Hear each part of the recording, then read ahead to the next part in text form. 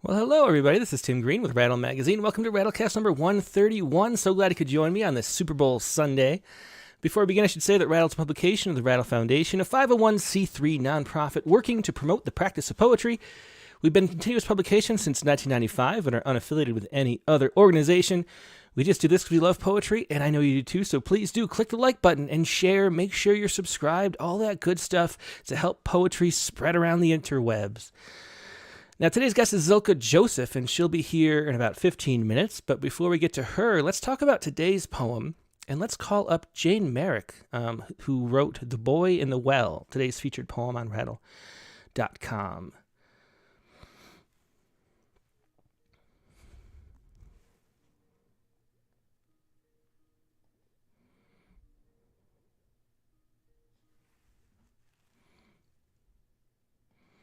Hey, Jayne, great to see you again.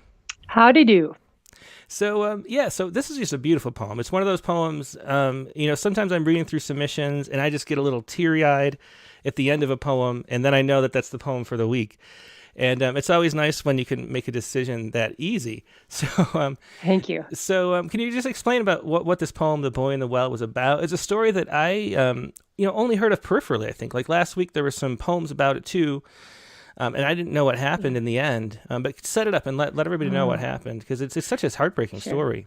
It is. It is. I think, like many people, I come and go on the news. It happened to be that in this cycle, it was getting a lot of attention because, community thing whereby we are all sort of engaged in worry and the hope. We've seen many stories about persons, say, in mine disasters, and you were always hoping to get these people out of there. The fear of being buried alive, I think, is pretty strong. So the news had come out. I just checked back that he hadn't made it on the 5th of February. And I was in a writing group, a prompt group. And one of my friends brought in a list of phrases. And I was just looking at it again. And one of them had the word elegies in it. So with our shared grief, sort of a worldwide grief, on my mind, I began using some of those phrases, and this just happened to come out. It was one of those lucky things, but I think also because of the intensity of the emotion. Mm-hmm. Yeah, it's one of those stories where I think we've been almost weirdly conditioned for good news with stories like these. Like, I just assumed, oh, that's awful, he's stuck in the well, but they'll get him out, and then that's the last I heard of it. Until actually we were at dinner and I asked Megan, my wife, if what happened, if he was out yet, and she was like, no, he died, and that was So this boy who is 6 years old, I believe. 6 or 7, I forget. He fell down a well in Morocco, about 100-foot drop, and they tried they lowered supplies down, but it was too narrow for anybody to get down to help him out. And right. I don't know if everybody has seen the photos of just the whole village. Coming out in, trying to show support and everybody working. And then they dug so deep to the side, trying to find a way in. And then when they got there, it was just too late, I guess. Yes, that human effort. There was a good line, I think, in the Washington Post about the community, that the world that was united in hope is now united in grief. Mm-hmm. And that reminds me that although one cannot understand the particularities of each individual locale around the world, one can understand grief, and one understands that sort of communal grieving. Yeah, for sure. It's one of those things, especially as a parent. You just it's heartbreaking and easy to put yourself in that in their shoes, I guess. Well, why don't you go ahead and read it? This is The Boy in the Well. Go ahead whenever you're ready. I'll put it on screen for everybody at home. I don't. Oh, you don't have it with you? You're going to have to pull it up somewhere then. Okay, hold on for one moment. No rush. Maybe you could go ahead and say something about what time this usually happens versus what the web had been saying. Oh, yeah, that's a good point. So Jayne pointed out that on the website for the last, it must be like 3 months, because we had a complete collapse of our website, and I restored it from a backup. So the Rattlecast page has said that the show is at 8 p.m., which it used to be like last year. But the show is always going to be at the regular time right now, which is noon Eastern 9 a.m. Pacific time where we are. And so if anybody was confused, sorry about that. The website, I should say too, if anybody, I rely on all of our huge audience to be my proofreaders, because there are literally 6,000 pages on the website, and I can't see everything. So when there are mistakes, I don't see them until someone points them out. So it took 3 months for somebody to tell me that. But thanks so much, Jayne, for letting me know that had been restored to the old version where it was wrong. Okay, I hit screen sharing and it says. Oh, you don't have to screen share. Just read the poem. Oh, okay. I thought you wanted to see it. No, you don't have to screen share. Yeah, I shall read it. Okay. It's here. The Boy in the Well. Now the dead boy signifies there is no grammar of hope anymore. The maps split open 100 feet deep to where the slow, dark film unreeled for the child. Heavy, the rescuers dug down to their own great alienation. So deep, they knew they were ships sinking, shifting in gravel that whispered like listening breaths. To learn at the end that no, never again would the father hold up a kite to show the boy, whose eyes loved Moroccan sky, blue as his own veins. Now the sunfire eats the village of grief. Now the mother wants only to retrace her steps to the morning 4 days past. The father cannot bear to look at his land, his heritage that swallowed the boy. The parents are breaking, the cows and donkeys agog. Even the curious, slinking jackals sense the void that answers the parents who call and call without words his name. Yeah, just a beautiful and heartbreaking poem, Jayne. Thanks so much for sharing it and for joining us today. Thank you. Thank you. My pleasure. Yeah, talk to you soon. Okay. Bye. It was Jayne Marek with The Boy in the Well. And now let's go back and see what was going on this week last year. This poem is by Partridge Boswell, and he shares a story. Put it up on screen. This is a Reuters story. A British boy wakes from nearly year-long coma, unaware of COVID pandemic. And so the story here is that Joseph Flevel, 19, suffered a traumatic brain injury. And was put in a medically induced coma in March 1st of 2020, that would be. And so was finally awoken from the coma, having no idea that the pandemic happened. So this was Partridge Boswell's take on that. And let's listen in. This is aphasia. And of this story, Partridge says, "Slowly we wake. He has less ever been more, or silenced such a din." And here he is, Partridge Boswell reading aphasia.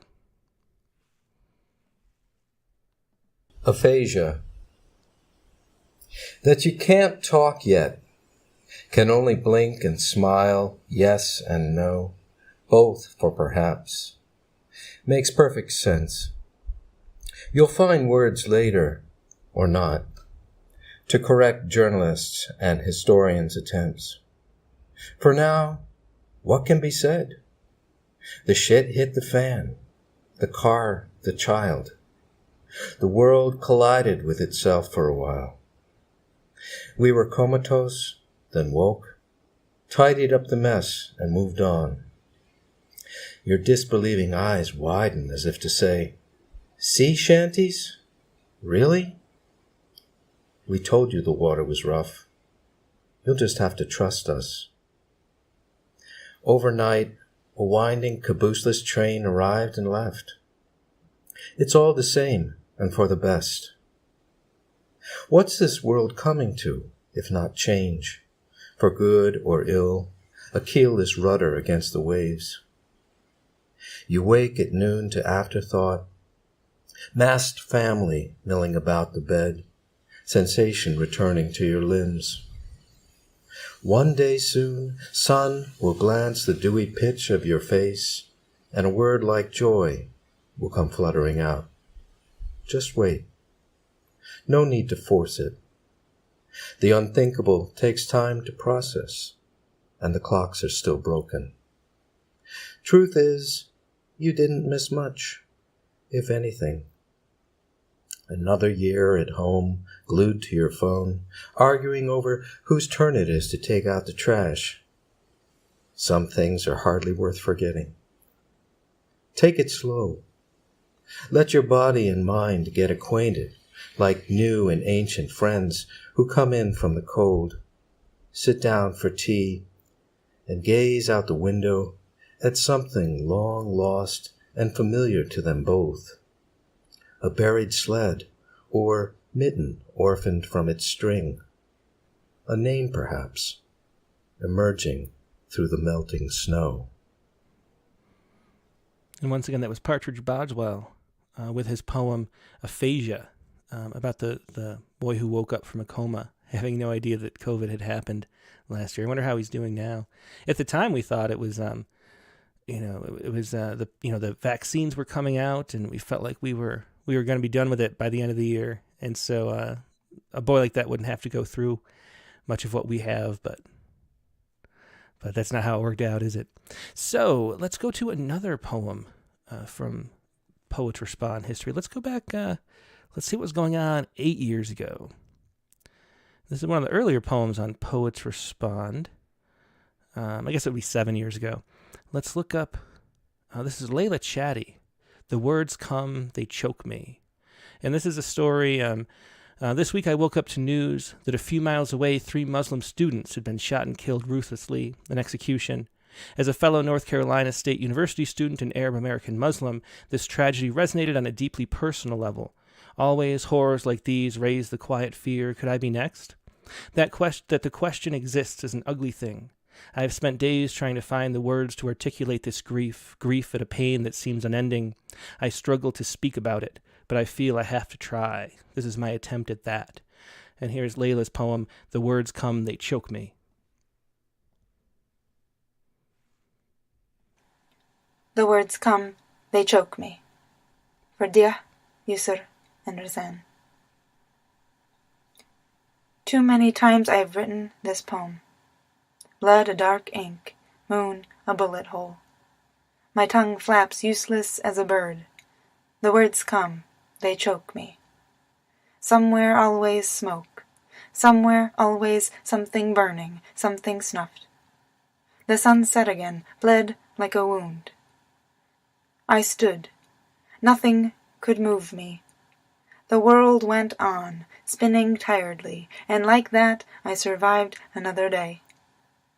I breathe and life keeps coming. It feels simple enough that I know to be suspicious. Tonight, dark as a flint chip, candles each a pinprick. I swallow a flame within me, shelter it as the sky dons her black veil. And once again, that was Layla Chatty with The Words Come, They Choke Me. And that was from February 15th, 2015. So 7 years ago this week. Another Poets Respond poem from the early days. Now we're going to take a break and go to our main guest, Zilka Joseph. So I'm going to put up some music and a screen, and I will be right back.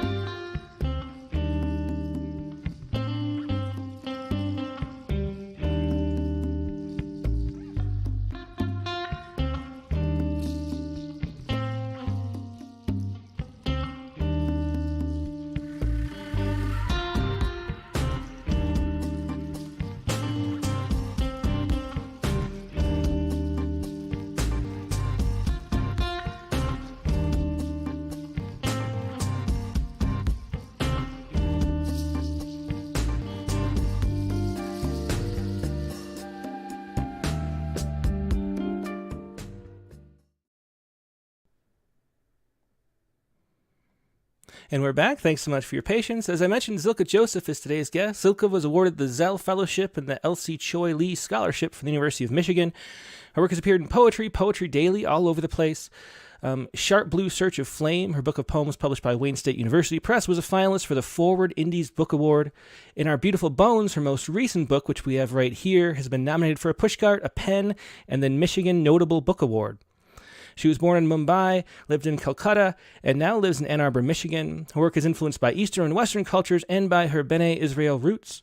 She teaches creative writing workshops and is a freelance editor and manuscript advisor. She's dedicated to coaching, lifting up every writer she works with, and creating a unique community of writers and students wherever she lives and teaches. And here she is, Zilka Joseph. Hey, Zilka, how you doing today? Hi, Tim. Nice to be here. I'm doing well. Thank you. How about you? I'm doing great. It's great to have you. You reminded me, which I'd forgotten, that we published you a long time ago. Back in issue number 21, you had 2 poems. So we featured one of those yesterday. And I just love that poem puzzle. And what you said about it, too, which maybe we'll talk about later. But do you want to start out by reading a poem? Absolutely. First of all, thanks for having me. I'm excited to be here and to read to all your audience who I probably haven't met at all. So I'm very excited about that. So the first poem I'm going to read is actually the very first poem from In Our Beautiful Bones, because I kind of want to set up this reading with milestones through the book and maybe kind of end with some poems from the end of the book. So I thought this would sort of set up a very sort of give us a sort of context from where the book and the story and my story begins. It's called Voyage. And the epigraph is from the Hindu scriptures, the Upanishads. The Upanishads explain how wisdom can be absorbed through sound, how the ear is a vessel, the receiver of divine messages. The lightning fell, and I only knew that it entered my eyes, and thunder repeated words in my ears I could not understand. In the gray-blue light of evening, a sheet of silver drew itself like a shroud over my car, its engine an animal thrashing in the hold, my heartbeat like oars slamming against every climbing wave, my hands on the steering wheel clawing as if it were a raft. At 16, my father sailed the Bombay ships, nearly deafened by their sound. Gales, ice, St. Elmo's fire striking on the high seas. Then sailed diesel vessels through squalls when the sky was black and the water black, and the sailors' hearts shrunk from fear. All listening on deck and on the bridge and in the bowels of the engine room to what the thunder said. And turning into a vacant lot on Opdyke Road near Pontiac, the storm washed me clean off the road. Wipers swept leaves and yellow-black sky into sea foam. I watched the windshield bulge like a goatskin. It strained but held. Then a dam of white light broke the wall of water, shattering its cargo, and me inside it, like a seed giving itself up to water and to wind.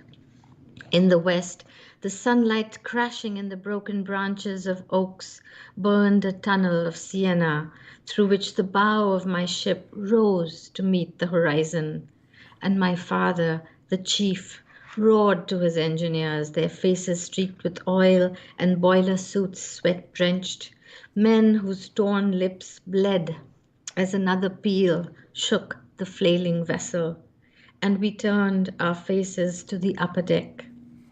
Like our Jewish ancestors wrecked on the Konkan coast thousands of years ago, we waited, but no calm came until the wind suddenly fell. My car almost shoved onto its side, now only swayed. A metal cradle spat from the mouth of thunder. I smelled its breath. Its teeth left bloodless marks on my skin.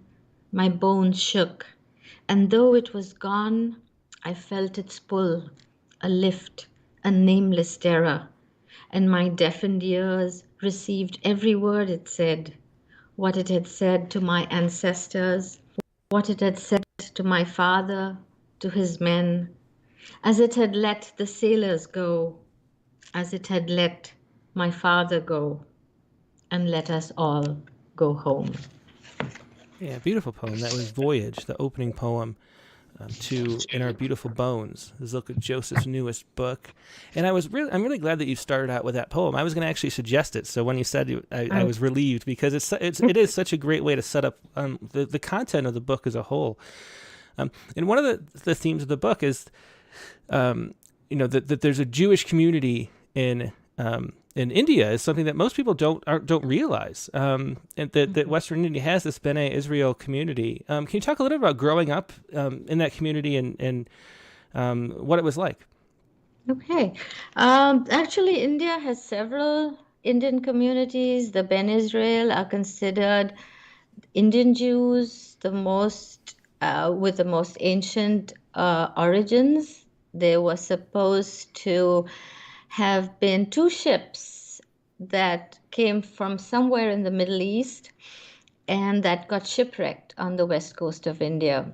So there are several small communities on the Konkan coast, which is the west coast of India.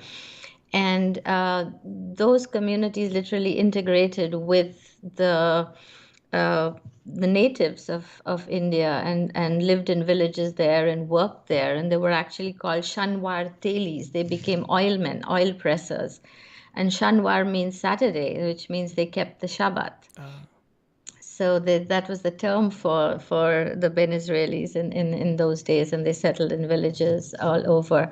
So though I was born in Bombay and the bulk of the community is in Bombay, my father, who worked for Scindia Steam Navigation, which is why there's so many nautical images in my poetry and in books to come, he was transferred to Calcutta. He was sailing actually even when I was born. He was actually, his ship was sailing out of New York when I was born in Bombay. Wow. So it's quite an interesting story of how somebody ran onto the quay to yell to my father that he'd received, the stories go that way, but I'm not sure exactly how true that is, because they did have phones and things to talk to people. But anyway, so we moved to Calcutta when I was quite young. And so I sort of embraced the culture in Bengal much more than I did in Maharashtra, because I didn't grow up there.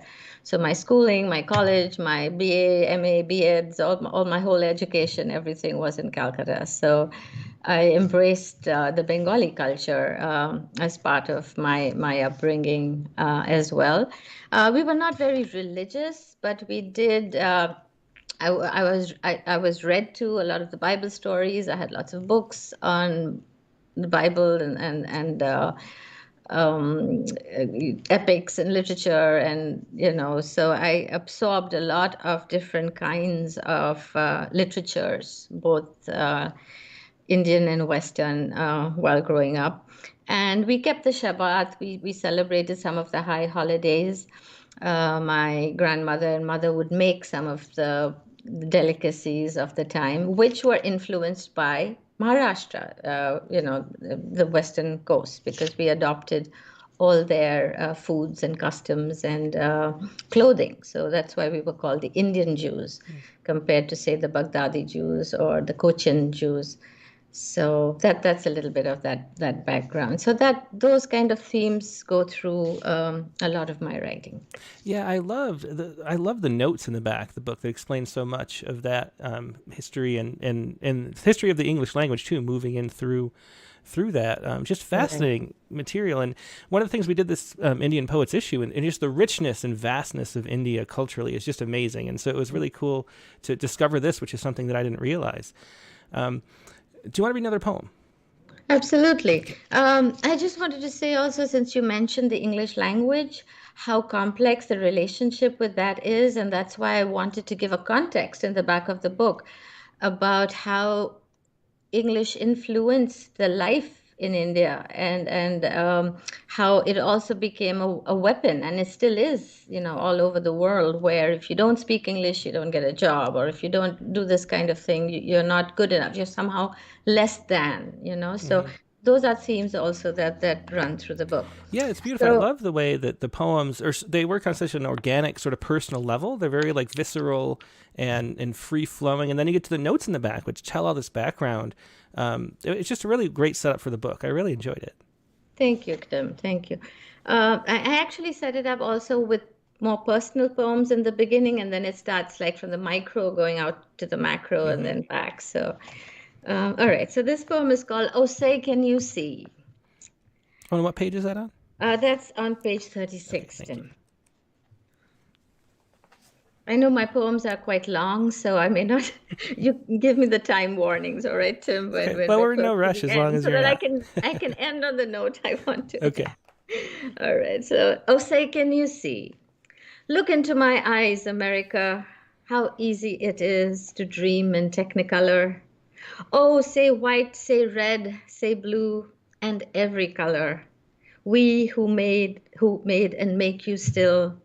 We have built your towers, your tracks, your bridges with our bones. From sea to shining sea, this is our home. Home is where the heart is.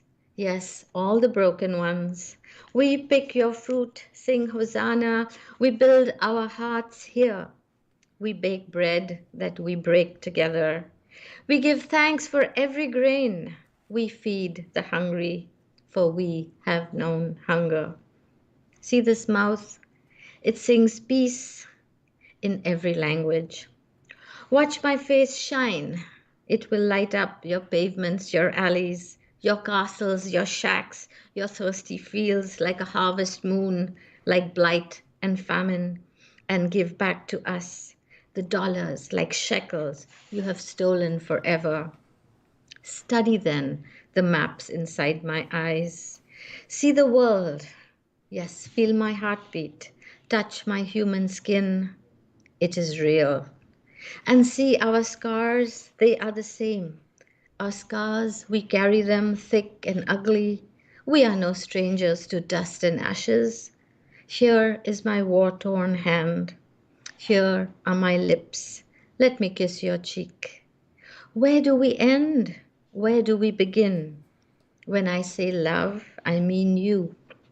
When I say home, I mean you. When I say to you, we are so beautiful, do not turn away, do not shatter America, America. For richer, for poorer, we are your beautiful bones. Your heart, your veins are made of us. Why are you afraid? Our blood is the same color. Our skin so easy to dissolve. Frail border between this world and the next. Oh, sing with me. What is made one should not be pulled asunder. We who are embraced by sweet Lady Liberty. We who are made so beautiful, so varied, so new, so whole again inside the harbor of your arms, O America. We are you, do you not see? Do not lead us into darkness. Do not hate our gods, our children. Throw us not into camps, prisons, ghettos. Smash your bone jackboots into us. But deliver yourself from that dagger, the dagger you can become. Yeah, another beautiful poem. That was "Oh Say Can You See" from In Our Beautiful Bones, Zilka Joseph's newest book. So can you explain a little how you came into poetry? Like, what was it that drew you and made you become a poet? I think, from very young, I was just attracted to stories and the spoken word and language. And I probably scribbled a lot of little rhymes and ditties when I was young. I did write a few poems, the typical rhymed sort that children write for school magazines and such. And then in college, I was like the editor of the magazine there, which was a wall magazine. We put these papers on the walls with people's writing and some of my poems. And I began to send some poems out. I got published locally in some of their journals, but didn't think much of it because I never thought of myself as a writer. I was an English major, and that was my course. I was going to be a teacher or a professor. And I was not born into an academic family as such, though a lot of my relatives were, quite involved in either college teaching or lawyers and stuff like that. But I never thought that was a serious, uh, you know, stream for me to take. And then when I was doing my master's at Jadavpur University, and one of my professors, Nabanita Dev Sen, who was quite a celebrity in the Bengali language, in writing in Bengali language, and recently her daughter has brought out posthumously a book of her poems. She encouraged me actually when I started writing and getting published. But then I lost that whole connection. And then years and years and years later, uh, coming to the US, I had a lot of time to read and write and attend. I began taking poetry workshops.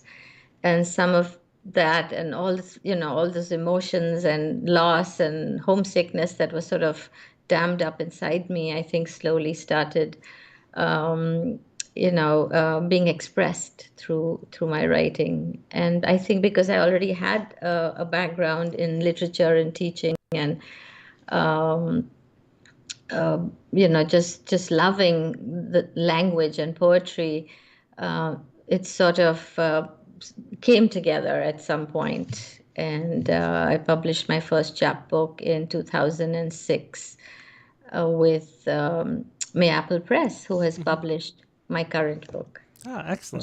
Judith Kerman, shout out to Mayapple Press. Yeah, one of the things we mentioned while we were talking before the show was that talking about the different things that different cultures bring into a literature, and how that different styles and ways of writing. What do you think? I'm always trying to get a handle on what how poetry exists in other countries, and what do you feel like the Indian influence brings into your poetry through the Bengali poetry, and things like that? I'm not sure I can specifically pinpoint whether a particular language has influenced me, but certainly certain aesthetic expectations, because in Indian writing, especially because of the epics, the Ramayana, Mahabharata, again, the oral traditions are very rich. Mm-hmm. So even if you go back to, the Iliad and the Odyssey, or any of the older forms of writing, even the Bible, I mean, how much of it was handed down orally over the years. So repetition of certain expected metaphors or images or symbols are quite normal. And I think what I encountered when I began writing here and reading my poetry in workshops is that a lot of what is considered traditional may be considered cliche here. Mm-hmm. So, of course, it was quite an interesting learning experience. And of course, I was reading a lot of American poetry and beginning to educate myself in contemporary American writing, because my education had been English literature. So I was steeped in Keats and Shelley and Shakespeare and the Victorian and poets and the metaphysical poets. But for me, it was like learning a wonderful, new, rich culture. But I think, for example, writers like Tagore influence, I think any person writing from India or born in India will be influenced in some way by Tagore's writing, because our national anthem is, one of his poems and songs. Another poet that I was influenced by is Nassim Ezekiel, who ironically is a Bene Israeli poet. He's considered the founder of poetry in English in India, in writing in Indian English. And we began to read a lot of the poets who were writing in India. So Nassim Ezekiel is probably the foremost. And then there were several others, Jeev Patel, Keki Daruwala, and more recently, and there's Adil Jasawala. So there's a very rich community of writing. These are all the Bombay poets, but the Bombay School of Poetry, if I may call it that. And I think I came away to the US, and then I had time to sort of go back and look at my roots again, because life in India for me was teaching in a high school. I taught in a boys' school, Anglican boys' school, and life takes over. You don't have too much time to really go back and enjoy literature as much as you probably use, except what you're teaching. So I may be teaching Shakespeare, but I didn't have time to read a lot of the contemporary writing happening around me. So yes, I think I've been influenced in many ways, but mostly I would say by the poets writing in English in India, because that gave me a sense of that I know who I was, and I could write like them and be myself. And now I have this American side of me that I can bring in also to that writing. Yeah, it's interesting that you talked about the relationship with time, because I feel like that is something that that's different about American poetry, is that we tend to write very fixed in time. And poems in other cultures tend to be a lot more timeless, just as a gross generalization, but it feels that way. And so it's interesting, your poems kind of feel like they straddle both those lines, because they have a lot of these timeless movements throughout the poems, and then you have these very precise precise details that fix us to a certain date as well. So so it's interesting. Is that a conscious decision to add through that, or No, I don't think any of these are really conscious decisions. Once I have written a poem, I can create a little more context for it, because I know I want it, in a framework that I can publish. And even the arrangement in this book is that there are poems that are from my first chapbook. There are poems that were published in journals many years ago, but it's a subject matter that I could weave together and then create the effect I wanted to, from poem one to the last poem in the book. So the conscious decisions come later. The writing of the poem happens, and then sometimes it's something where I'm expressing, my sort of anger that somebody's complaining about the Indian cooking smells, or I'm complaining about colonialism, and of course in a much more sort of structured way. I have a poem called A to Z of Foreign Language, which is a form, the Abecedarian, which I've done a double trick on both sides.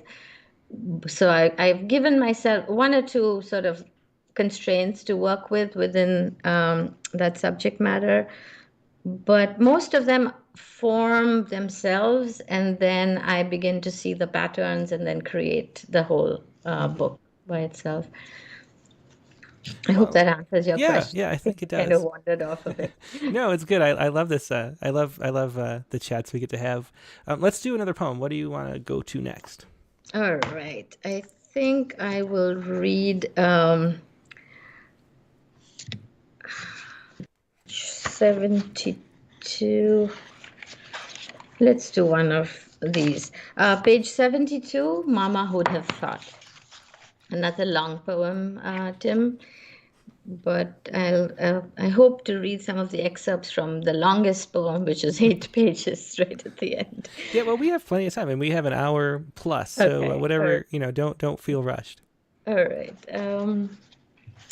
Mama would have thought that after all these years in America, my love and I would finally have a place of our own. No, not a real house, but a condo beside a pond.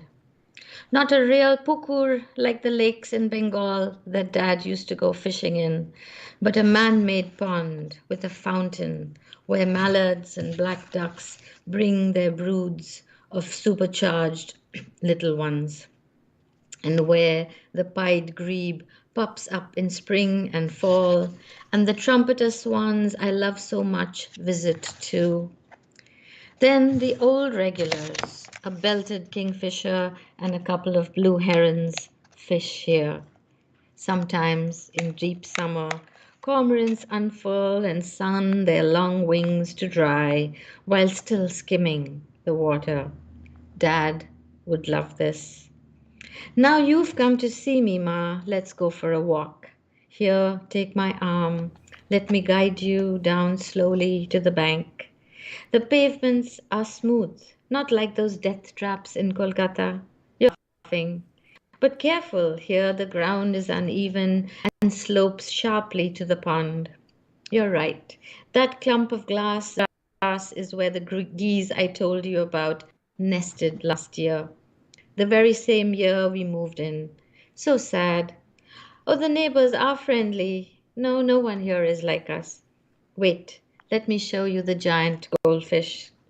How the big ones wriggle as the heron tries to swallow them. If it rains tonight, we'll surely see some shoals churning on the surface. And so funny, once when the kingfisher caught a fish that was too heavy, or maybe it was thrashing too hard, she must have dropped it. For days we wondered who left this dead goldfish on our patio. A sign from the spirit world that you live in now, we thought. And then, you won't believe this, one afternoon we see an osprey.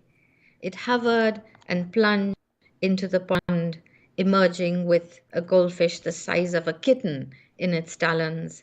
And it flashed right past the big picture window, not 2 feet from where my love and I watched, mouths hanging open. Yes, we took a photo, but it was all so sudden. It's all blurry. I'll show you when we go back in. It happened so fast. That gorgeous bird stayed for 2 weeks. I think it will return this fall. The red-tailed hawks and Cooper's hawks are always hunting around here. What? Are we safe? Yes, yes, and no. No, Ma, America is not safe. Sure, some policemen kill people who don't look like them. It's scary. White men march nowadays, shouting threats. They put children in cages at the border. Have they no hearts? Bad things could happen to us here, too. This is our home now, Ma. You didn't want us to leave. You wept for days. Forgive us. We could not bring you here then. Now your spirit is here. Protect us. Please stay.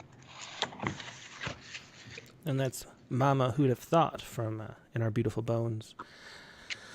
I was looking at this bio that you wrote, the contributor note for the issue number 21, which was summer 2004. So you wrote this note in 2003, probably. You say, I write poetry when the rhythm and music of words play in my brain and hear nothing but the voices, and my thoughts grow louder and drown out everything else. I run for pen and paper, and the lines rush out, falling over each other as they flow. It is a deep and essential craving, a story that has to be written any time of day or night. And I always wonder when I read the older notes, this is 2 decades ago, does this still apply? Is that still your writing process? Actually, when I read that, I was so surprised. I had completely forgotten that I had written it and that it accompanied this poem. I think the essential idea behind that still exists. I am not a prolific writer.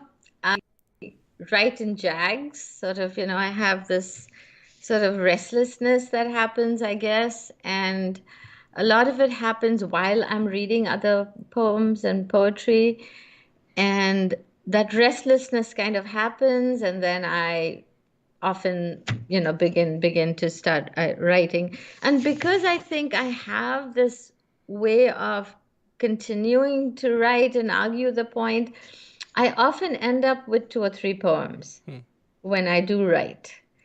And that's a blessing, because otherwise there are anyway these huge gaps between my productivity. So I'm always blessed when I find I can have more than 1 poem, every time from the raw material that comes. But I think that sense of storytelling is very much there. I think that sort of impulse for storytelling has grown over the years. I think I do write a lot of lyric. I do write, inform a little bit. But this particular book there's much more, there are prose poems, there's storytelling, there are the hybrid forms. And I think it's different from many of my other books, where I have much more, lyric utterances. But I think a lot of people have told me that they've really enjoyed the momentum in this book that builds up from story to story to like kind of go from like the details of home and little things to like the global aspects of colonialization. So I think that urge for storytelling has increased because very often there are stories that go untold, and there are stories that you're expected to tell, which may not be my story. Mm-hmm. So I think that sense of really wanting to tell my story and the incidents that have happened to me, and the background of like British English and the background of what the Raj was like in India. So a lot of it was to hope that people will get curious about the histories of India, Pakistan, Bangladesh, the Southeast, and begin to understand what it was like, because you get comments about your English, you get comments about your accent, and I wanted to sort of give a context of what we grew up with and what were the expectations there, and then what the expectations here are, and how those kind of heads a little bit, and the complexities of living in all these different worlds and carrying them with you wherever you go. Yeah, well, the poem or the book does that really well. It's so interesting too that you pointed out, that you mentioned that when you write that the three poems come out a lot of times, because a lot of places in the book where they leave a question kind of hanging, and then you think you're done with it, and there's this sort of place you're sitting, and then you turn the page and it's a new poem, but then you pick up the same thread again. So it's really cool to see that play out. Your writing process play out. In the context of the book. People were also mentioning already that how well the lack of punctuation in that "Oh Say You Can See" poem works, whereas other poems are punctuated. You have prose poems, all sorts of different forms. Can you talk a little bit about that, about how you come to the form of a poem, because they do vary so much throughout the book? Right. I think what I'm really proud of in this book is the variety of form. And it's puzzled a lot of poets, I think, who perhaps want to cling to the lyric utterance and are unsure of these clunky lines or, hybrid forms. But I think what I have allowed in this book is for the form and the content to be as organic as possible. I don't think I predicted the way that it would unfurl itself on the page, except say for poems like A to Z, which is the Abecedarian, and it also is inspired by other poets. So that there's something very specific going on there. Then in the prayer poem at the end, I wanted that chant-like feeling to happen. A lot of my poems, I don't use punctuation in a lot of my poems, especially in my book, Sharp Blue Search of Flame, where I also have prose and lyric forms, because it gives me a sense of freedom, and it allows the poet and the reader's eye to sort of go where they want and land on whichever words sort of they want. And sometimes those enjambments create new tensions and new textures and make it unexpected in many ways. So some of the poems like The Night the Babri Mosque Fell, I think that was always written in that prose form. And I just broke it up so that it would give facts about that particular night, because that really happened.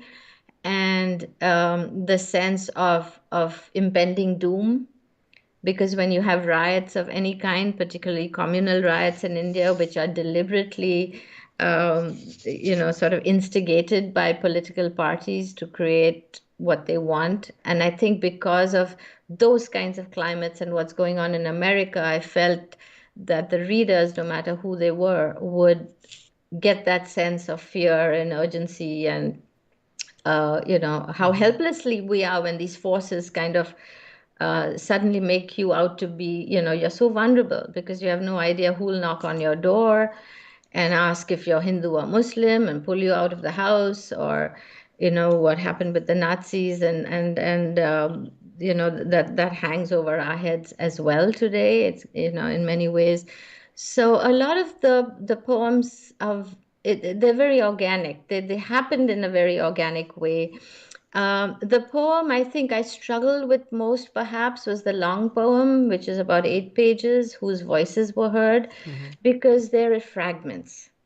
And then within the fragments, there are fragments. And within the fragments, there are references to music, the lyrics. Tim, you must have recognized a lot of the songs. There's Bob Dylan, there's Joy Harjo's poems, there's Ginsberg. So it became this kind of collage.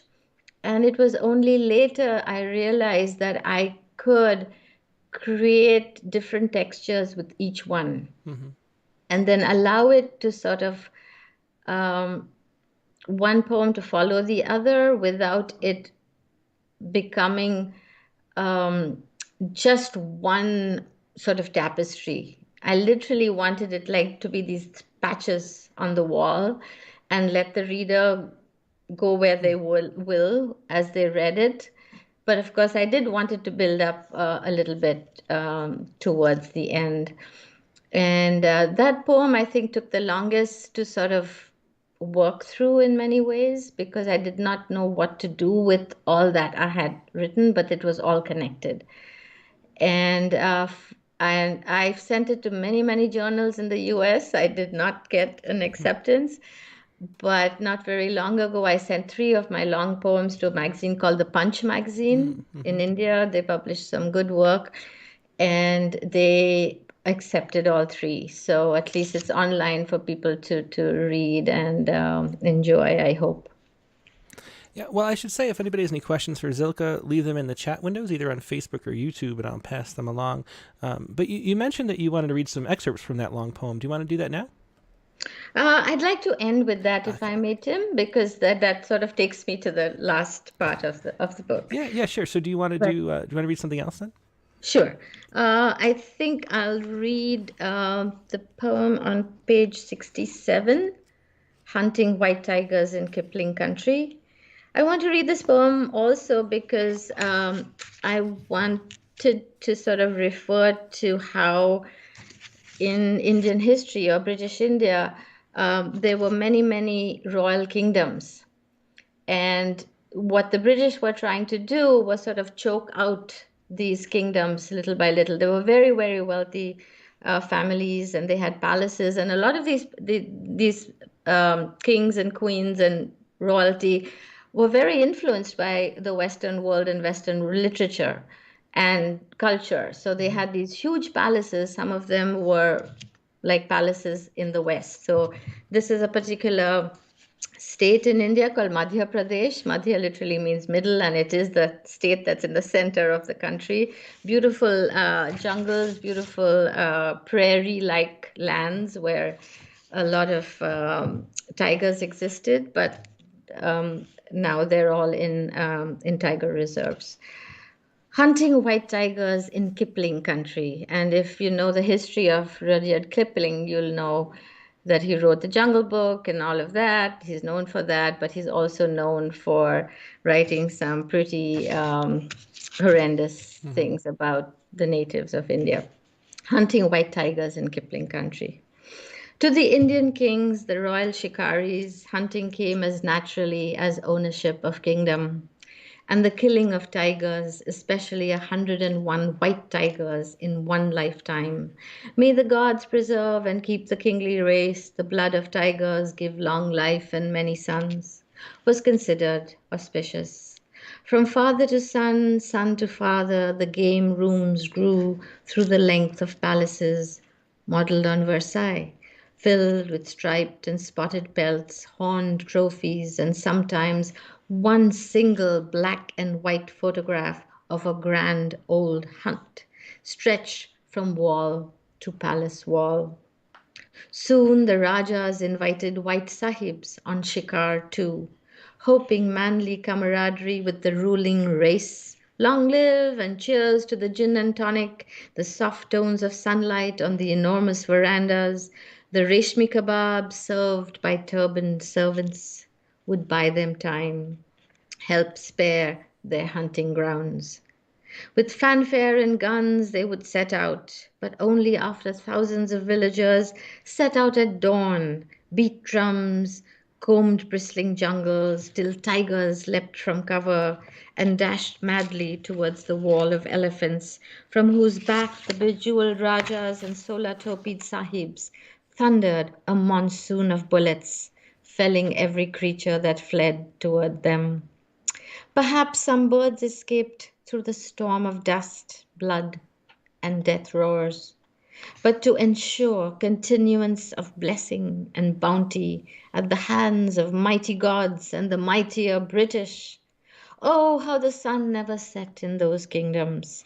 The hunt went on till 101 white tigers, maybe a few less Bengals, leopards, sloth bear, wild dog, cat, deer, hare, boar, antelope, and bison were dragged by loyal subjects.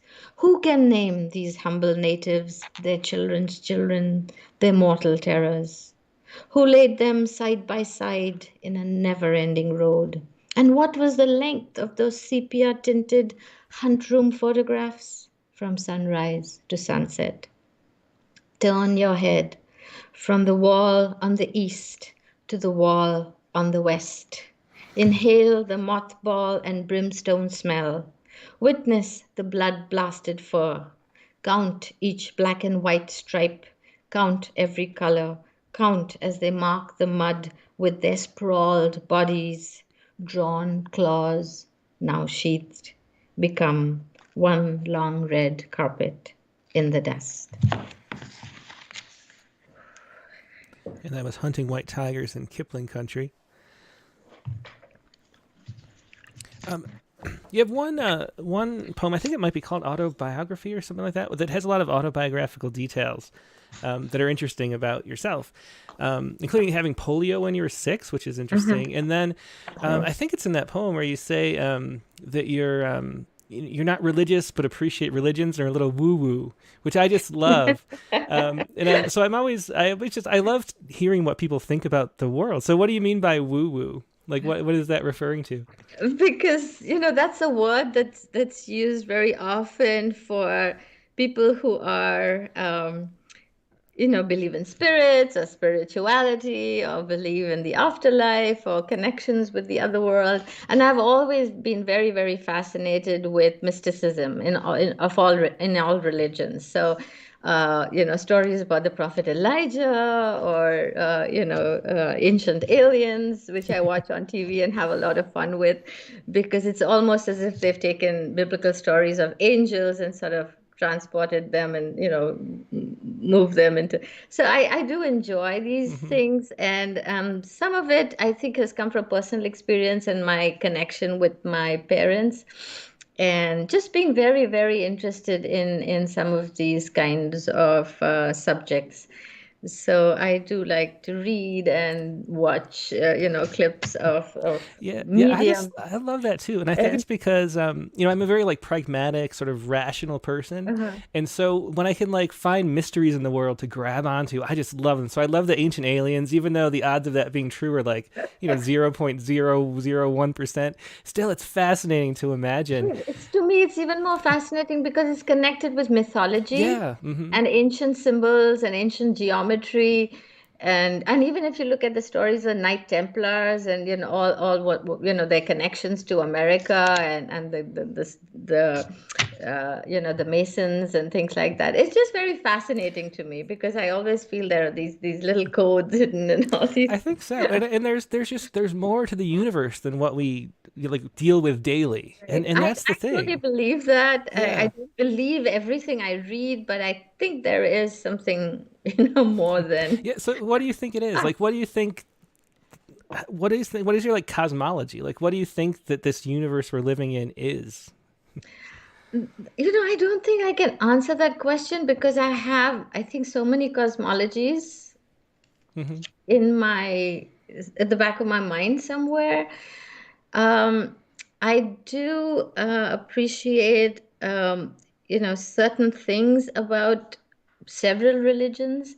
I do have, I'm very drawn to Buddhism and some of its basic tenets of goodness. Mm-hmm. So I don't think I look at everything as like having this God or that God. I do believe there is something that's very powerful, that's way beyond us. I believe in energies. I believe in the endlessness. You can walk into a home and feel the difference. You can meet a Mm-hmm. person and there's something that, to me, it's almost tangible. So um, it's very hard to explain these things to people, but Mm-hmm. I feel them, and I think I begun to trust them in ways over the years. So I think that's the part of me that I would perhaps say the woo-woo part of me that I Yeah. can't explain. The sense of a spirit world or a larger, more powerful, maybe Mm-hmm. universe, or maybe less powerful. I don't know, but there is something that attracts me to, um, and I feel connected with in some way that I cannot explain. Mm-hmm. Yeah, I feel like it's like religions are like that the parable of the blind, blindfolded people touching an elephant, and Exactly. this is it's a snake, Exactly. no, it's a tree, no, it's a wall, and we're all sort of touching the same thing, but we can't get a handle of the whole of the object, which is whatever this is that has us here. So I love all those things too. I So it's agree. And I think it's also where we are in our lives and our life's journeys. mm-hmm. Sometimes we've experienced a lot and we've begun to have a kind of wisdom that we may not have had. Yeah. Maybe, that teaches us more as we go. I don't know. But I Yeah, think a and lot as of it is just believing in some form of goodness and practicing it in some mhm. way, I guess.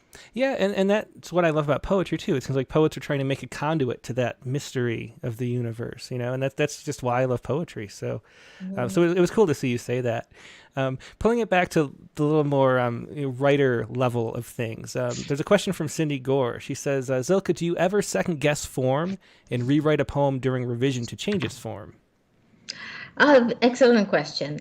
Yes, I do. It doesn't happen very often, but sometimes when I'm looking at the raw material in front of me, I begin to recognize patterns and I can say, oh my gosh, this will work beautifully as a pantoum. Mm-hmm. And I think that happens because I, like in the workshops I teach and in all the critiques I write for people, and has taught me that because I can do that. I see that in their work, and I can say, "Oh my God, this would work beautifully as a sonnet." What if you pulled out this and this and this, and then this would be your clinching couplet? And try it. So I think I have that same way of looking at my work because once I write something, I don't look at it for a while. Sometimes I even forget it's there, and then I find this little chunk of something, stored away in a folder, and I go back to it. And I actually approach it like an editor would, or like I'm critiquing it. And so, yes, I do have poems that might have turned out that way. I can't remember if any of the ones in this book particularly do that, but I think that happened with a poem called Death of a Frog, which is in Sharp Blue Search of Flame. I had no idea what to do with it till I broke it up into two sections. And the longer poem here, which I've already mentioned, Whose Mm-hmm. Voices. It was almost like a play. Hmm. And then I had to kind of break it up into these fragments because I couldn't figure out how else it would work. Well, I think we have time for two more poems, maybe. So one poem, and then a couple more questions or two, and then the last Okay. poem. So, what All do you right. want for your penultimate poem? Um, Tim, may I read just that one poem from Sparrows and Dust? Because I just Yeah. wanted to show a little bit of play on the page. Sparrows and Dust is kind of long to read, so maybe I won't go there, but I No, why hope. don't you read it? It's Should I read that? yeah, go ahead. Okay, let me read that Okay. because I have a deep attachment to that poem, and also because there's a quote from Rattlecast and my connection to Michigan, and Michigan is home to me. So, and many people have been so kind to me here. Sparrows and Dust. I believe in the sparrow happy on gravel, from Rattlecast's praise to the end. The first time I noticed a cloud of dust rise from the playground, I squinted my 6-year-old eyes and saw sparrows flailing about in gravelly dirt. My mother told me, "Look, they're having their daily dust bath. See how well they wash themselves. Such a cleansing, dust with dust, letting what's broken, biting, or dead flake off." I have always loved house sparrows, even when they drove us mad with their noisy fights and ferocious nesting inside our second floor Kolkata flat.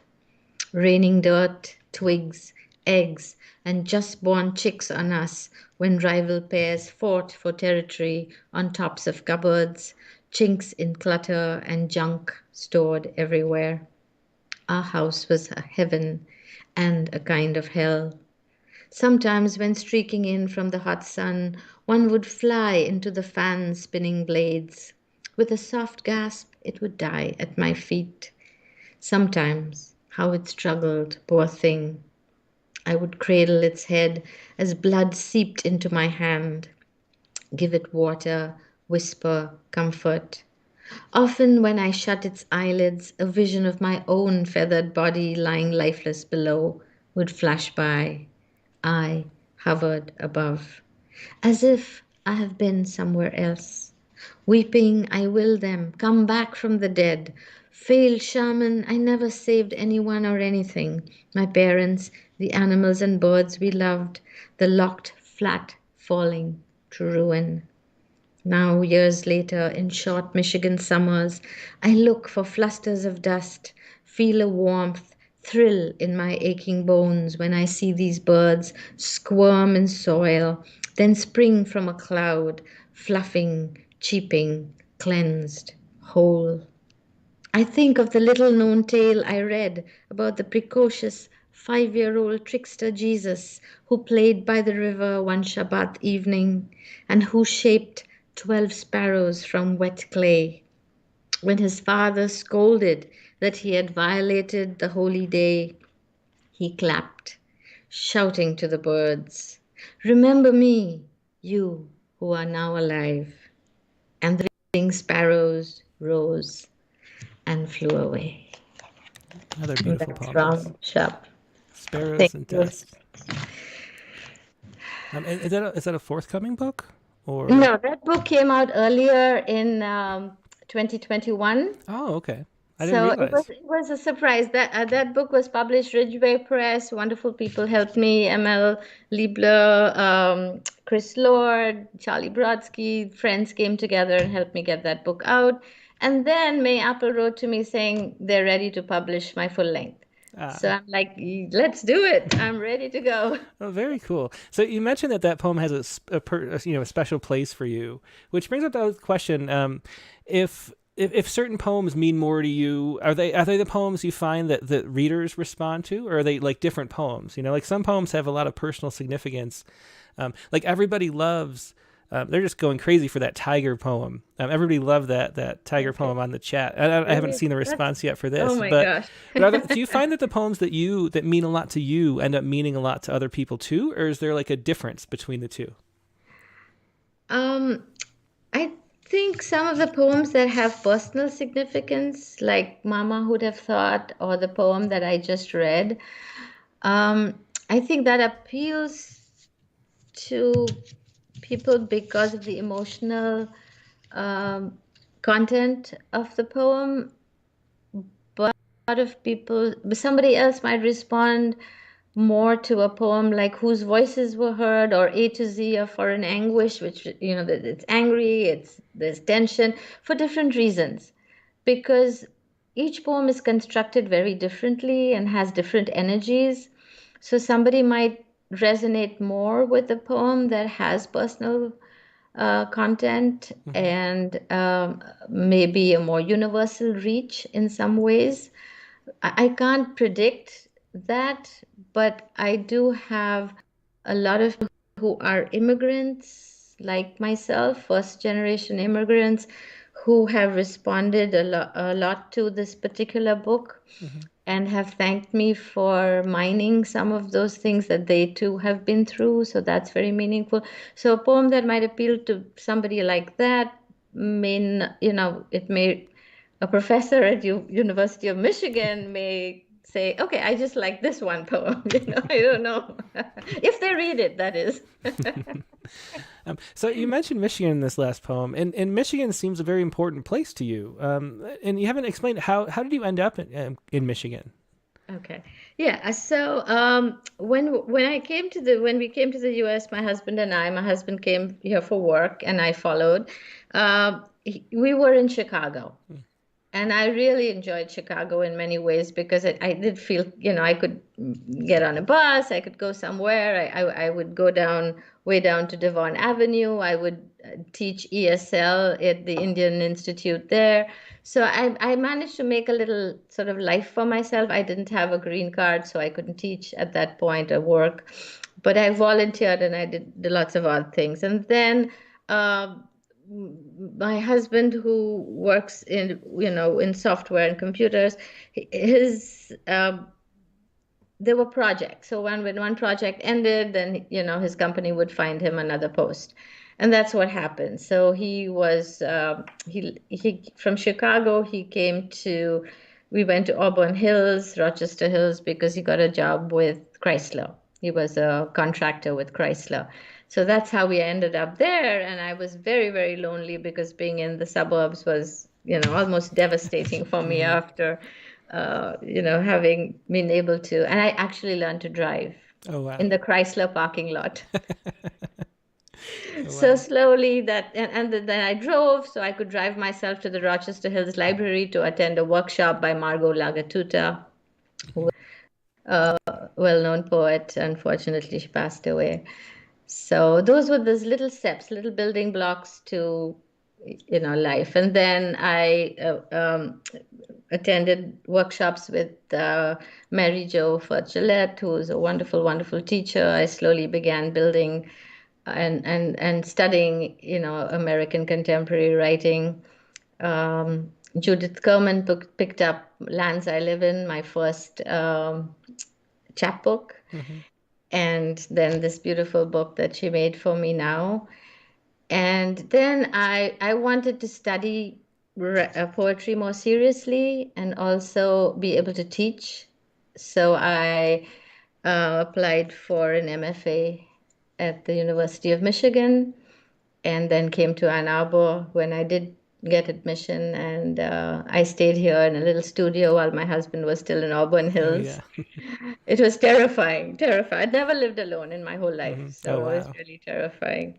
And I was probably one of the oldest in the cohort, so huge things to adapt to. And then once I was done, I told my husband, this is where I want to live, and we both love living here. Yeah.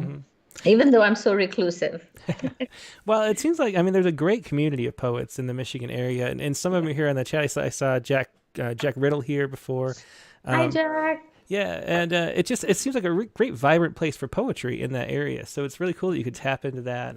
Terry Blackhawk. I want to give a shout out to Poetry Society of Michigan that does a lot for the community of poets in Michigan. And if you're not a member, I encourage people, my students, if you're listening, do sign up and support them. They really do a lot of good work. Yeah, I think we should do a Michigan Poets issue, I'm thinking, but yes. For sure. Anyway, so let's wrap up with your final poem, what you wanted to read last. All right. I just want to say thank you so much, Tim, for being so welcoming, so kind. Oh, it's my pleasure. It's such a pleasure talking to poets every week. Well, thank you so much. So here comes the poem that I have been talking so much about that was like 100 pages long. No, I'm kidding. But everybody who saw this poem said, you have to cut it down. So I did. And it's called Whose Voices Were Heard. And I'll read the epigraph so I can situate you as to the aesthetics of this poem. A collage drawn from world and colonial history, myth, literature, scriptures, folk and fairy tales, musicals, popular and religious songs, stories reimagined. So the first one I'm going to read begins on page 88, Tim. Mm-hmm. And it starts at the bottom of the page. Okay. Who created the museums of race in Europe's towns, your race museums, your lavish Kunstkammers and Wunderkammers, believe it or not worlds, freak shows and science circuses, record newly bought or conquered bodies. You even invented a grid to measure our features, to list the lift or droop of breast or penis. Calculate how soon a baby can be taken, how much a mother will cry, and for how long. For look, oh look, pity him. Oh look, the white man's burden is heavy. Look how heavy it is. And some of you may recognize that line from Rudyard Kipling's poem, The White Man's Burden. Next one. Let us examine the evidence, the gaze, the artifacts, the skin and teeth of the stolen horse, the dry bone remains of lost tribes. Blue is the blood of the Almighty.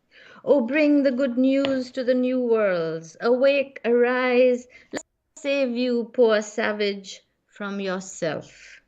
For it is decreed, we shall go forth and find great dark continents, bind them in holds of ships, and feed them salt pork. And we shall forever drink mint juleps, as we adorn the streets with strange fruit, as we teach them to gather cottony salvation. They will be done, so done, so done. What saccharine unction will your tongue taste? Who will give your parched mouth water? Who is this maker who unmakes us, mote by mote, smite by smite, and smote by smote? Then I will read. I'll read this one section because of Marvin Gaye and the context of what's happening today. Mother, mother, mother, there's too many of you crying. Will you say, why have you forsaken me? Will you forgive them, for they know not what they do? Will you shoot? Will you put your hands up and still be shot? Will your neck be knelt upon till your breath is gone? Will you say, this is all illusion, Maya, oh Maya? Will you say, I am not my body? Will you say, what's going on? Brother, brother, brother, will there be a time for us, a place for us? And I'll end with the very last fragment from the poem, page 91, Tim, ending with Still I Rise. And you'll recognize a number of the lyrics as well. Still I rise. Oh, sing in our own myriad tongues, in our own voices. Midnight Tilakun Ha Olam. The goddess dances on the head of the demon. The Madonna crushes the snake with her foot.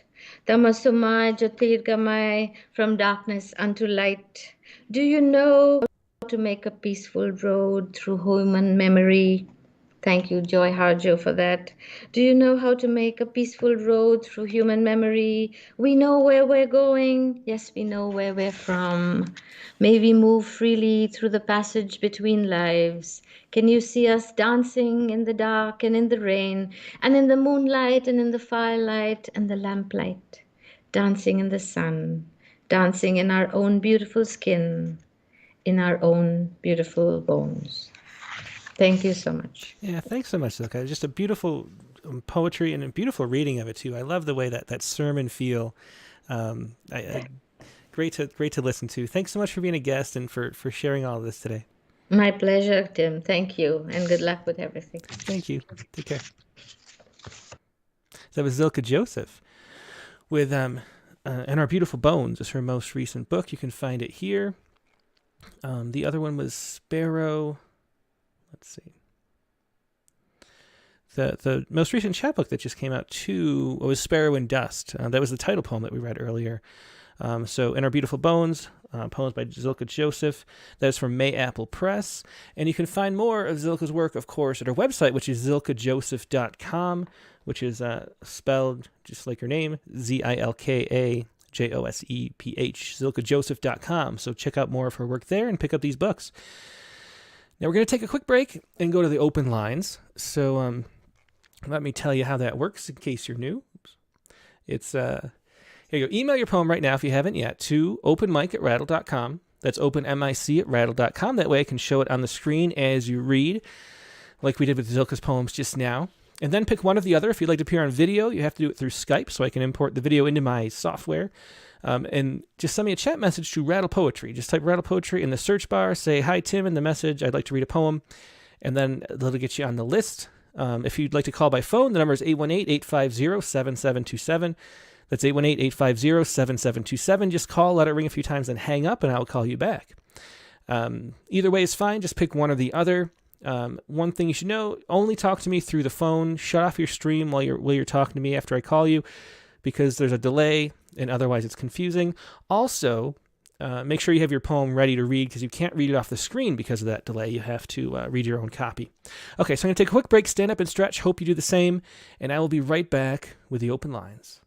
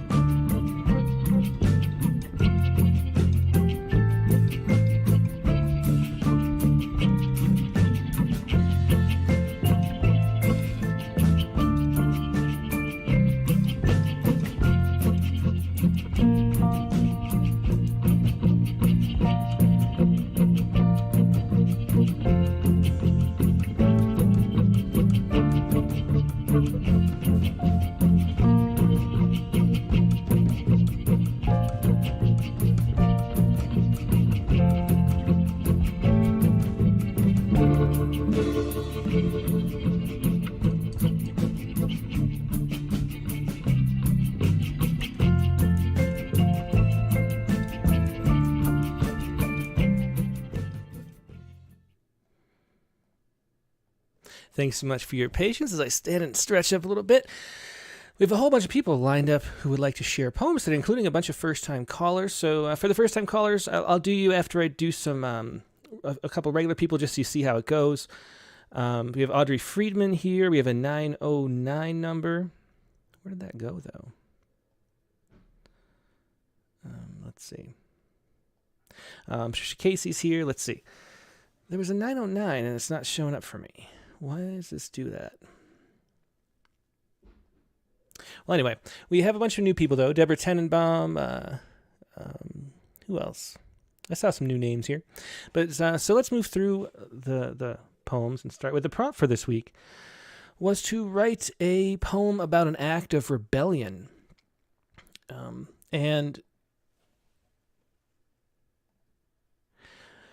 So my poem was sort of an act of rebellion, not really. My poem, if you remember last week, I was late for with my poem. I didn't finish it in time. The prompt for last week was to write a Lennon lyric set in winter. And I happened to read this article, it was an opinion piece in the New York Times about the difficulty of working your way through college and how exhausting it is. And it reminded me, I kind of forgot, but that was my college experience too. I worked, I worked a lot of night shifts, and then I'd go in school and during the day. For I think 2 years of college, I worked 2 jobs. I worked in an mRNA lab during the day, then I worked in a group home overnight, and I'd sleep, in campus or, underneath a tree, so I wouldn't have to waste time walking back to the dorm. It was that kind of college experience, and for some reason, I didn't think of it as difficult. I didn't really think of it at the time. So that brought me back to this, and this is my Lennon lyric. If you go back to episode 129, you can see Lester Graves Lennon describe the format of the Lennon lyric. But the first, it's an 18-line poem. The first and last words are the same in each line. And that's basically the gist of it. So this was my poem for last week's prompt, which I'm late with. And here it is. Night shift at the group home during college. Shoveling down the narrow walk, then shoveling through the berm the snowplow left. I'm through with work, but the work is never through with me. Time for morning meds. Teasing, they call me a pill machine. Coin slot eyes, lever where a nose should be. A mechanical device that knows Schrodinger's math, both alive and not, like Schrodinger's cat. But if I hurry back, there'll be time for a cat nap, curled up somewhere in the library stacks. That nap would make my midterm bearable. 30 minutes would be great. I say goodbye to A and S and B, scrape a window in my car with a scraper, hit the icy, empty road like the textbook I'd hit all night while all the clients slept, while all my classmates did whatever kids will do, my focus so intense that when I spin my focus bounding off a snowbank, I keep on bounding home, unfazed, as if work itself was home. That is my Lennon lyric. And Lennon lyrics are hard to write. I like the form, but it really squeezes you. It's a very constrictive form. I don't know how. There are great poems at the end of last week's episode. If you want to check the open lines there, a lot of great Lennon lyrics. And of course, Lester's whole book in episode 129 is full of Lennon lyrics. And now this is Megan's poem, Thich Quan Duc. And Thich is a Buddhist monk who set himself on fire in protest of the persecution of Buddhists by the South Vietnamese government. And so this is the poem about an act of rebellion. Thich Quan Duc. Pour the gas like ripe wine in cupped palms. Let the hiss of the match be the last word. That is Megan's poem for this week, her poem about an act of rebellion. Let's see what you have for us. Now, let me see. So, let's call up first. Let's do Nivedita Karthik. She's in India, so it's late for her, and she wasn't on last week. So let's get Nivi on.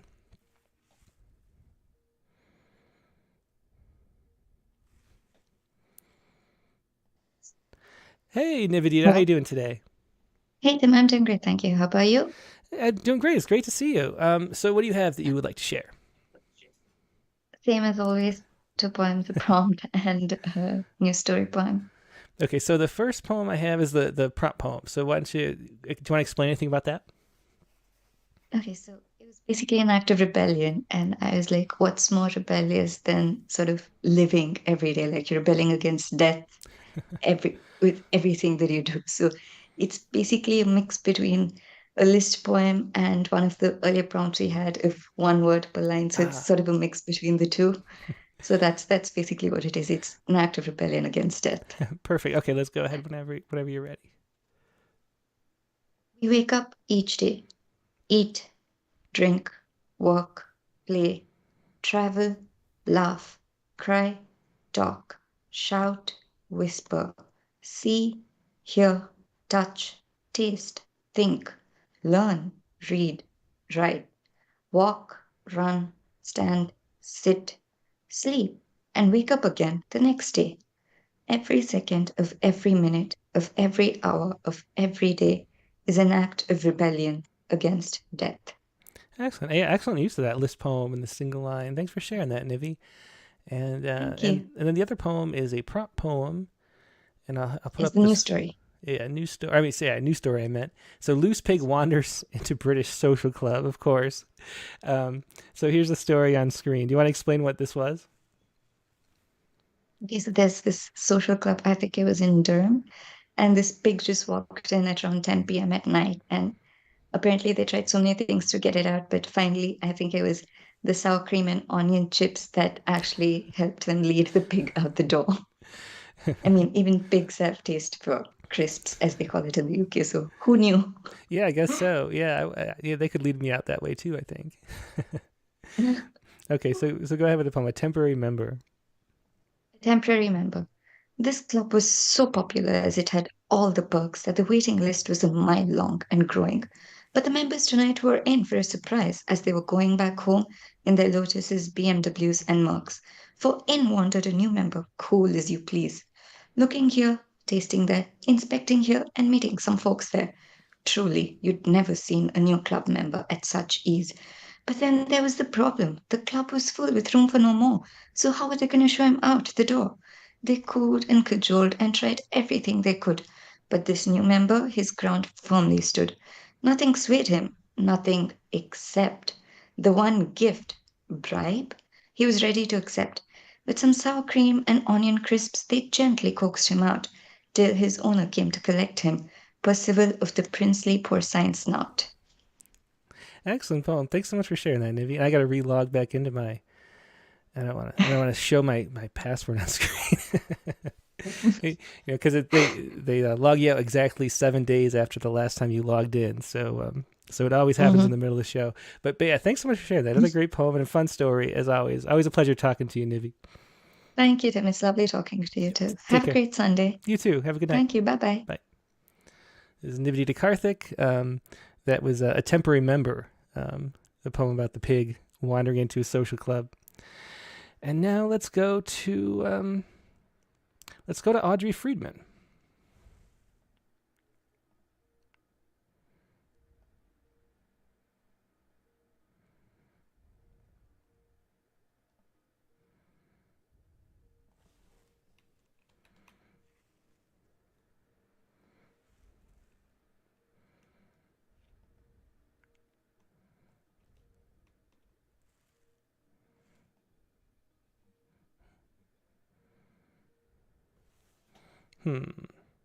Well, Audrey is not picking up this time. I'll try again in a minute or two after we go another caller. Let's call up Philip Stern.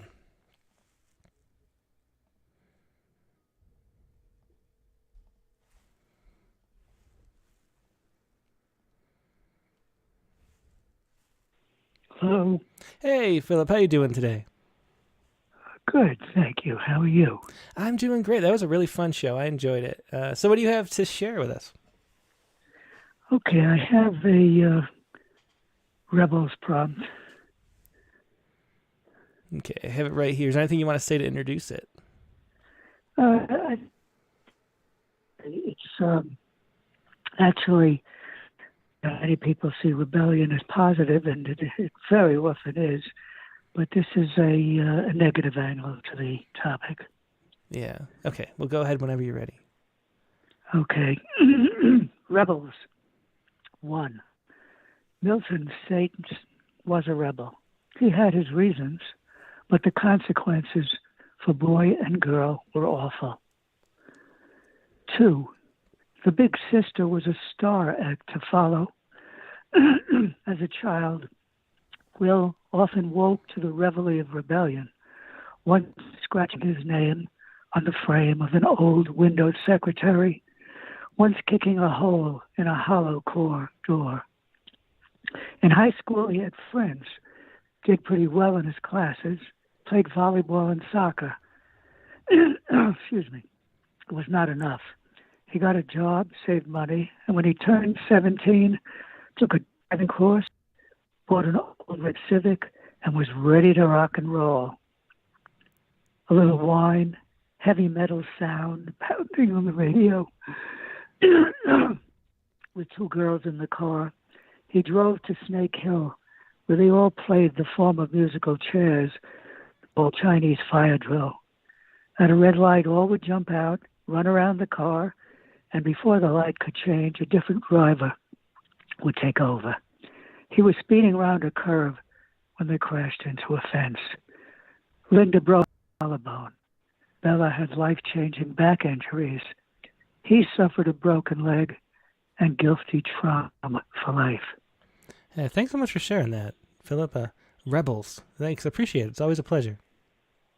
Okay, same. Yep. Thank you, Tim. Yep, bye. Bye. It's Philip Stern with Rebels.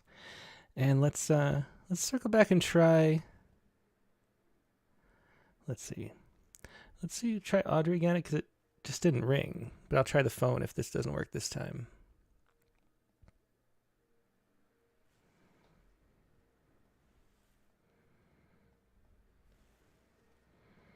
Okay, so let's try the phone instead.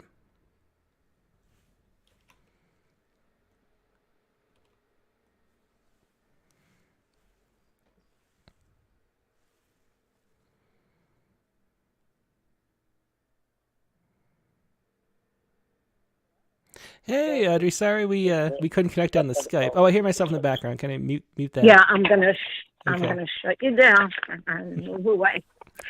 Okay. Excellent. Yeah. I'm not sure what was happening, but that's okay. We got you on the phone. That's excellent. Yeah, I just set up Skype on my new iPad this morning, so probably didn't click something. Yeah, there just must be the ringers off somehow. You might be on some setting where it's like do not disturb kind of thing. Yeah. Well, I'm sorry. Oh, it's okay. We'll see you next week, but we'll hear you this week. And you have What the Sea Says, Tonka. Do you want to explain a little bit about what this poem is? Okay, so this is recently on vacation for 3 weeks on the island of St. Martin, and loved my time alone sitting by the water.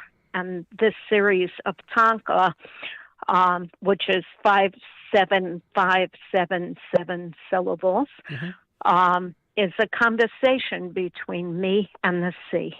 Oh, I love that. Yeah, I love Tonka sequences too. Let's go ahead. Whenever you're ready, go ahead. Okay. What the sea says, Tonka. The grumbling water speaks of too many secrets, tossed in waves to sink and be trapped in coral reefs, a jail to keep what we can't. Tonight seas murmur strains from Chopin nocturnes. Thoughts lift like seagulls, only to dive at sunrise, scavenging today's poems. I'll read your cards. I draw the dancing golden sun. Now shed your fears. The cosmos will support you. My salt will keep you afloat. Today the seas ask me to wade into mirror, stroke its ageless skin. Introspection is vital for embracing the next waves. As much as I hush you into needed repose, you can't remain here. Take from me mementos, talismans for tomorrows. Salty seawater scours death from calciferous tombs, offering art for jewelry or keepsakes, also cleans nests for new lives. On days when I can't make decisions, you instruct me to look moonward, trust the ebbs and flows to lead me through rough seas to harbor. The purple of dusk is a signal. Time now to soar above the melting coin of gold dripping flashes of yet unwritten mornings. Today you shimmer like Aunt Harriet's satin 40s wedding gown, edged with white Alentian lace. Seas say, let's revisit love. Philanderers are the weakest of all swimmers. Monday, I'm serene. Tuesday, I'm towering waves. The troughs are hard to escape. Turgid seas heave, labor and crown, then the birth, sandy offerings, an occasional conch shell. Sargassum and fleshless bone raise rusty anchors. Raise rusty anchors, enjoy the untethered drift, uncharted seas plead, exploration of sea floors, not exclusively mine, yours. Susurrus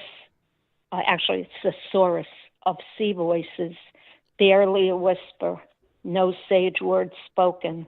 Do you wish for me to hush, to hear out your prophecies? The seas say you are odd, a Pisces allergic to all scaled fish, who think you haughty. I'll find a haven for you. Poseidon made a promise. The plains of my face are abraded by gusts of wind. I'm often ravaged, white-capped seas like memories of scab knees and iodine.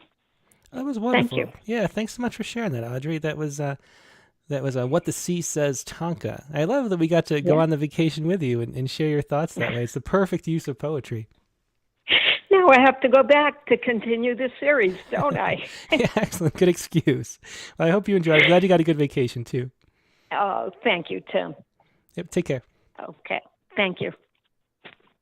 That was Audrey Friedman with What the Seas Say, Tonka. Let's get Caitlin Bucksbaum.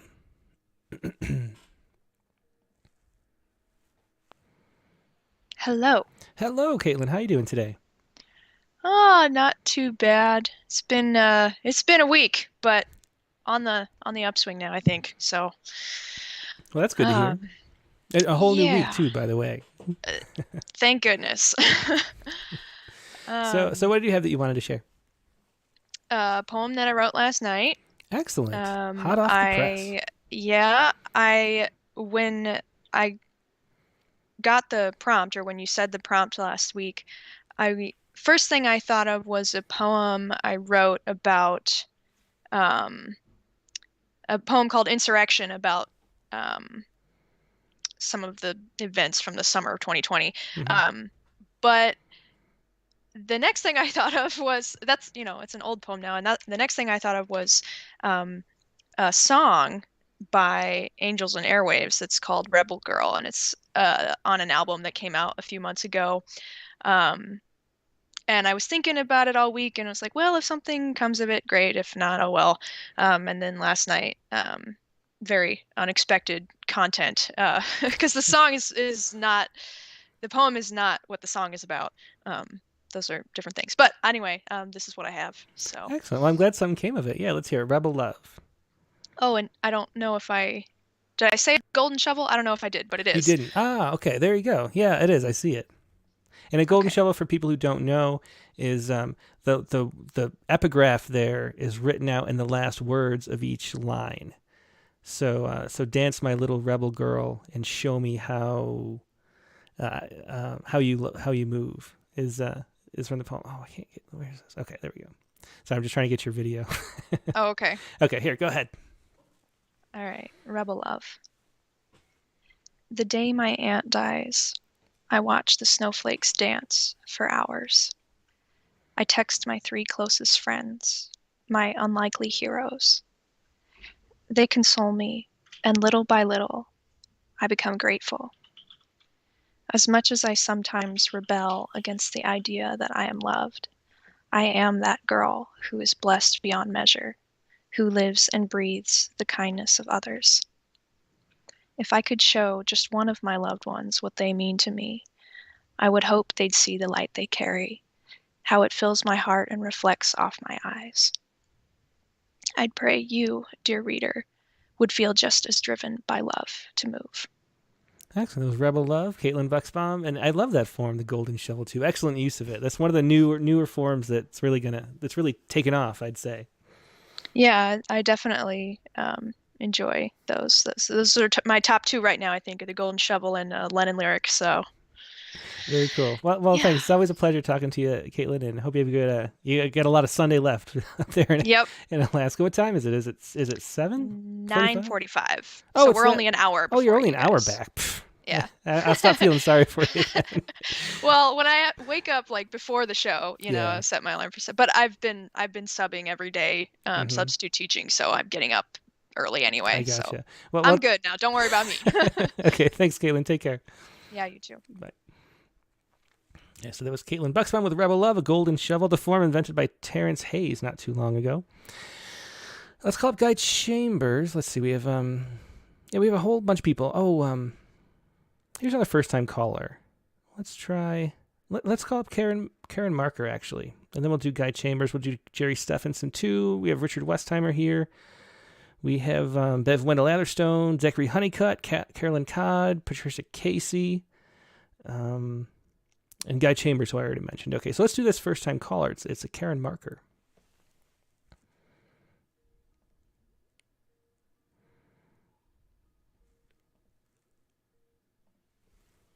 Let's call up Karen. Oh, hey, Karen, I see you and hear you, but I hear myself in the background too, so mute that before I bring you in. Oh, just turn off the stream that you're watching on. Yeah. There you go. Perfect. Okay, so hello. It's great to see you. Thanks so much for joining. Okay, turn off. Uh-oh. I don't know. Turn off the screen. No, I can't hear. What should we mute? Okay. What should we mute? All right, I'm okay. Can you hear me now? I can hear you. What do I? Hey, Karen, I see it here. Oh yeah. So what you have to do? I'm gonna let's see. So mute the So what you have to do is mute the stream run because there's 30 seconds apart. So I'll call you back in just a second. What you do is when I call, if you're watching on Facebook or YouTube or Twitter, wherever that is, mute that or just shut off with that completely, because otherwise there'll be confusion between who is talking. Let's call up. I'll call you right back though, after we talk to another poet. Let's call up Guy Chambers, and then I'll call you back, Karen.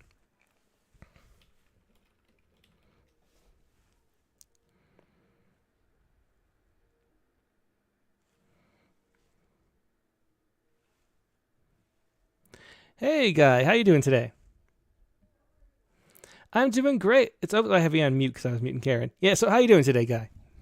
Well, really good here. So I got a couple of poems here. Actually, these are from my book, The Theater, and I'll start off with this one called Night and Day Cafe. Perfect, go ahead. Okay.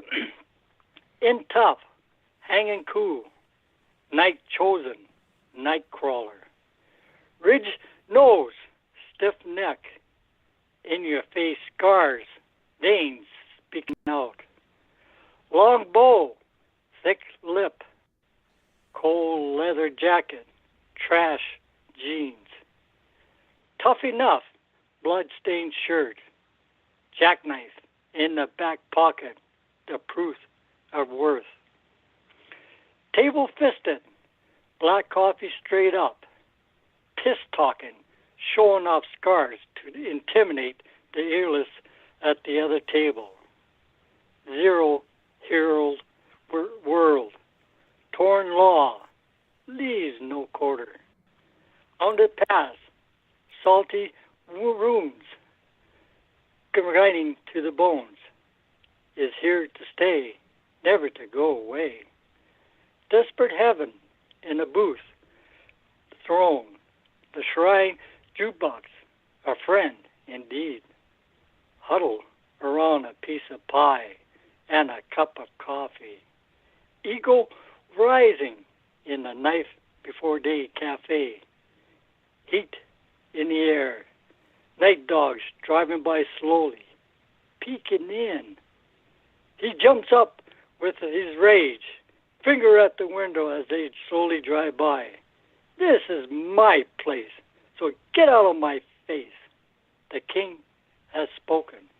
Excellent, Guy. You got another short one too. I got another one here. Yeah, this one I read a few years back. That's when this actually when the punk rock was coming out and everything else, and so it came up with this one here, and so it's called Punk Rockers.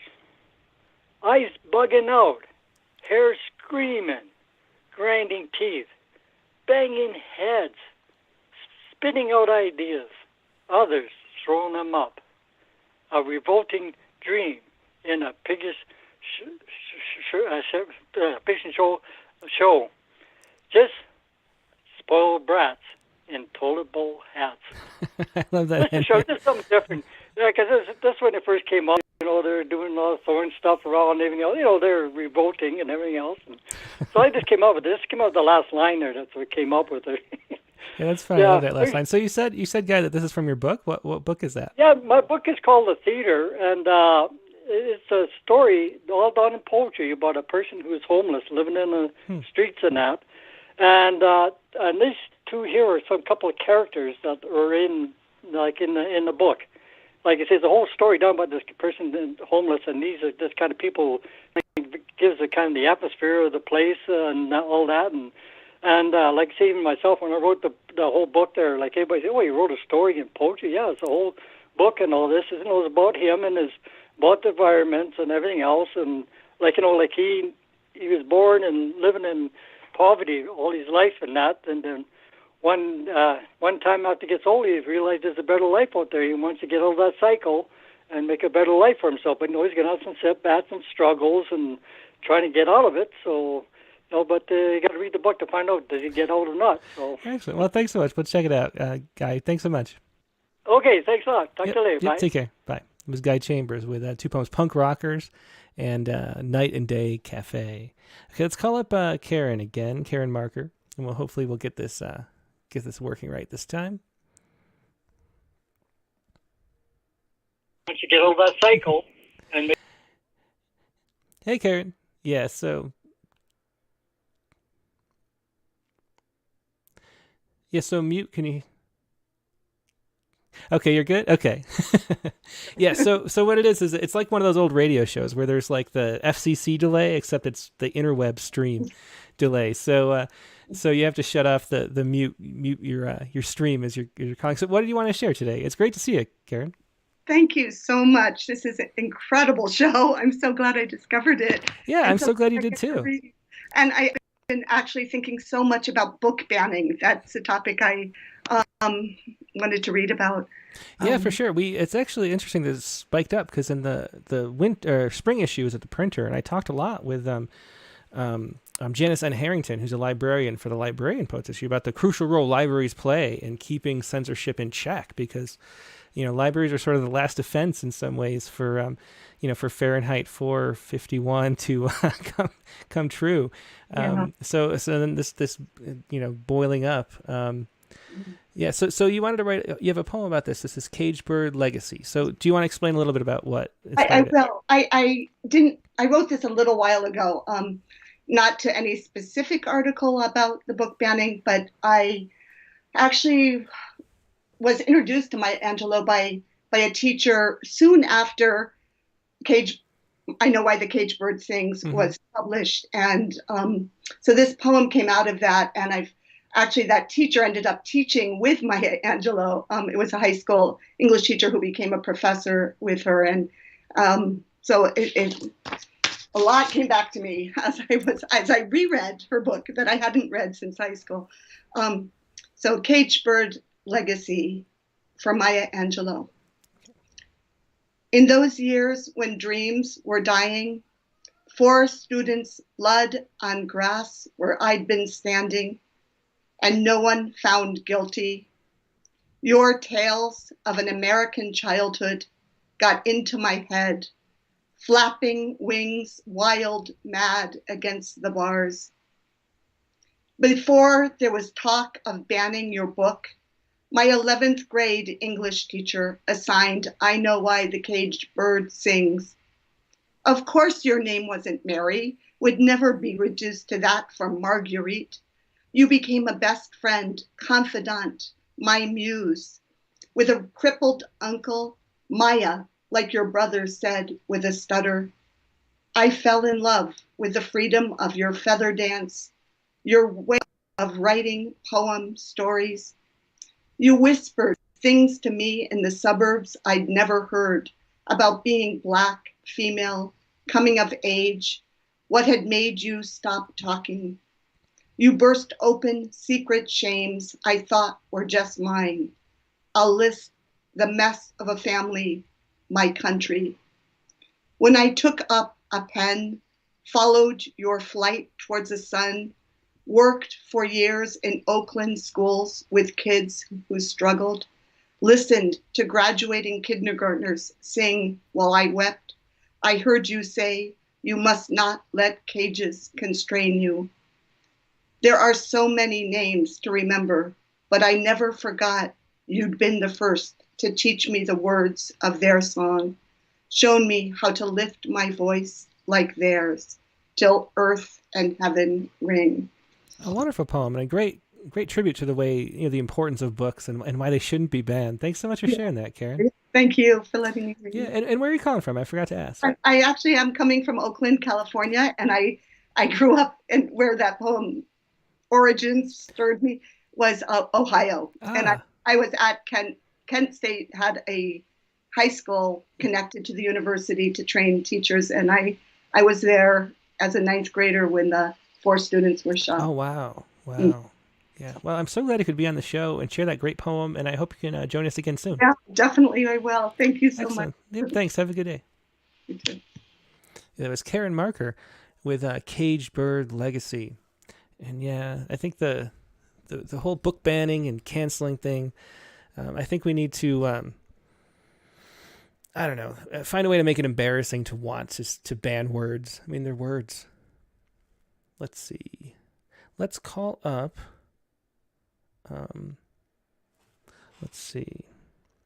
Let's call up Richard Westheimer, and I'll see. We've got Jerry Steffens. We got a whole bunch of people still waiting on the lines.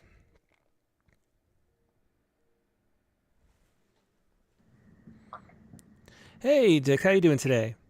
I'm doing great. Skype has changed. Has it? I now have a side-by-side picture of you and me on the screen. Oh, interesting. Mine hasn't. I was wondering, it seems like they're updating things and it's causing problems. Like this show doesn't go as smoothly as it used to with Skype the last couple months, I've noticed. I think they're kind of, Zoom is more convenient in a couple ways, even though it's less convenient for this show. And so I think maybe they're trying to compete in upgrading what they do. Just to change things for the worse. Yeah, that's how it usually goes. Oh, what a wonderful show today. And it was wonderful to hear from this Jewish community about this Jewish community in India, which I was aware of but hadn't actually engaged with somebody writing about it. Yeah, I had no idea that, back 100 BC or so was when they first arrived. It's fascinating, that history, which is in the back of the book, in our beautiful bones, which I had no idea. I didn't know. Yeah, there were similar communities in Mexico that have emerged in the last century from people who were expelled during the Inquisition in the late 15th century. Oh, wow. Settled there and absorbed sort of into the world there, but then have reemerged as Jewish communities. Yeah, it's just very fascinating. And I don't know, just there's so much of the world that I don't know. It's always cool to learn new things. Yeah. So what do you want to share? We have Rebellion is an Erasure. Yeah, why don't I, that's a very quick poem. And I'd never done an erasure before, and I was having trouble sort of getting into it. So I just tried an erasure poem. Interesting. Yeah. And what is this erasing from? It's erasing from the OED entry on rebellion. Ah, okay. There you go. Interesting. And it was really interesting because the word rebellion basically goes back to its Latin origins, meaning the same thing. Like it hasn't sort of like... Oh, interesting. Yeah, that's rare. It's like one of these things that did not transform because it's such a universal everything, right? Mm-hmm. Rebellion as erasure from the OED entry on rebellion. More in current use and of multiple origins, partly a borrowing, partly a refusal or treatment translated, less a resistance to history, period. Never resist the cause. Men bred up had for some time been suspected. An expedition arises, huge and clearly defined. An expedition, a sort of indistinguishable chaos out of which arises huge and clearly defined falsehoods covered with scorn. Money changed everything. Oh, excellent. Very good erasure. And those erasures are just so fun to do. That's the first thing every time I teach a Poets in the Schools type thing. That's always the first day project because they have so much fun scribbling on a paper and making a poem that it's so cool to carve these out. I love it. Yeah, and this went through 3 or 4 iterations with the same thing, and I've got all the versions. At some point, figure out whether there's a piece out of it I want to sustain. Yeah, very fun. Thanks for sharing that, Dick. And then you want to do a Poets Respond poem too, I think, right? Yeah, this was about the same thing as the poem based on the same news story. It sort of is a different take into the. And there's a lovely little poem a day website called Autumn Sky. Oh yeah, it's a good one. It's a good one, and I submitted it to her, and she put it on and loved the comments about the form. Oh, great! Attracted to that. So a Lennon lyric found its way outside of the Rattle universe. Oh, I'm looking at the wrong one, I think. This is, what's the title? Autumn Sky Daily. Well, so the one to you is I see. Okay. Yeah, okay. I was just reporting on last week's prompt. Oh, I got you. Okay. Okay, sorry about that. No, yes. I was looking for the poem and misheard. So, that's cool. So they got an Autumn Sky. Excellent. Another place where people can send the poems that don't get into the Poet Respond, which is always really good to know. Yeah, it is, because they're great poems that come out of that. At least the ones I've heard on here. So this one is about the same story as the one who was in Rattle this morning. A little different take, called Cranefly, Mantis, Moth, Flame. Cranefly, Mantis, Moth, Flame. A boy falls in a well. His people gather. His people dig with bare hands. His people breathe to the boy.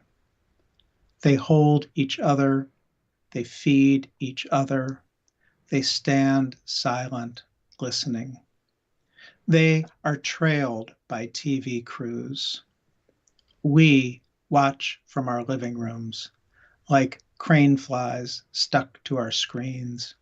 We peer at the scene. It's like a movie with no score. We know the score.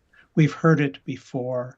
It's what plays in our head when we wonder, will we be rescued when the boy is rescued? We want to be rescued. We pray like mantises, our hands clasped before our round mouths, churring, oh and ah, and Lord, please. How can the boy die with all of us praying, with all of the cameras showing all of those people digging? The heavens hold a single star fixed above the well. No one but the boy can see the star. No one but the boy can be so still amid all the roaring. No one but the boy drinks the water meant for him. How can the boy die when he's a star no one else can see, drinks from a well no one will drink from again? How can the earth be moved? The diggers break through. The boy has died. It cannot be otherwise. All of Morocco cries for Rayon. The place and boy have names. We crane flies are still stuck to our screens. When I say we, I mean me. When I say screen, I mean flame. Yeah, another excellent poem. Thanks so much for sharing that, Richard. How much media coverage was there? Because I don't have TV, let alone cable TV, and this was so much like that baby who got stuck in the well, like way back in 1980, the late 80s. Do you remember that? Where yeah, it was one of the first like wall to wall. It was the cable news networks had just started, so there was the first CNN could cover it for the whole time, I think, and if I remember right, and it was just. It was a very vivid memory. I was a child myself at the time, but it's a similar story. That story echoed in my mind, and what I thought about as this was unfolding is if the boy lived, the story will live. Mm-hmm. The boy died, and the story only lives for the people in that village. Yeah. So, you remember baby Jessica, but you won't remember little Rayon 30 years from now. Yeah. And there's something about underground, people who are lost underground that there are thousands of children died the day this boy died of terrible, tragic causes. But why do we remember these underground stories? Mm-hmm. Yeah. I don't know. Yeah. Well, great poem. Thanks for sharing that and joining us as always, Dick. Yeah, thanks. Good to see you, Tim. Good to see you too. Bye. Richard Westheimer with Cranefly, Mantis, Moth, Flame. And the other poem was The Erasure of Rebel. Okay, let's see. Let's call it Patricia Casey.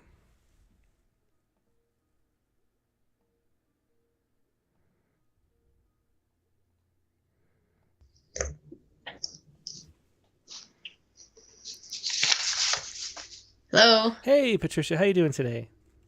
Good. How are you, Tim? I'm good. You have to click the camera button if you want to come on screen. Okay. There you go. Here you come. Yeah, great to see you again. So how you doing? Doing good. Glad to be here. Glad to have the time to watch your show always. Yeah, it's always a pleasure. We have an audience for this, to be honest. So I appreciate everybody who joins in. I mean, for me, it just feels like having fun every Sunday morning. Yeah. So what do you want to share with us? It's Mr. T. Yes, it's the Act of Rebellion poem for the prompt. And I was trying to think of an act of rebellion, and then this came to me, an incident from high school. And I thought, oh, that would be good, but it took a different turn other than what I expected. And then I, again, like usual, didn't want to share it. And then I got brave again. So here I am. Well, interesting. I'm so glad you did. Go ahead. I'll put it up on the screen whenever. Okay. Mr. T. My high school English teacher thought I could write, made me believe I could achieve something I couldn't. I cut him down quick, went for his jugular, stabbed him too. Rumors spread. Mr. T slept with a hot blonde student. The school fired him. 5 of us outcast girls protested with a sit-in on the school hallway floor and stated our demand for his return. When the principal said, "Go to your class," I was the first to rise, obey your elders embedded into my wiring system, even though I remembered the day my talents scrambled to hide from me. "Does it feel good?" my elder implored. "Yes," I replied. I was a good little girl. Oh, really interesting poem. Thanks so much for sharing that, Mr. T. Something similar happened in our high school, too. So interesting to hear. Thanks for sharing that. Thanks, Tim. Yeah, always a pleasure. Talk to you soon. Yeah, that was Patricia Casey with Mr. T. And let's go to Carolyn Codd.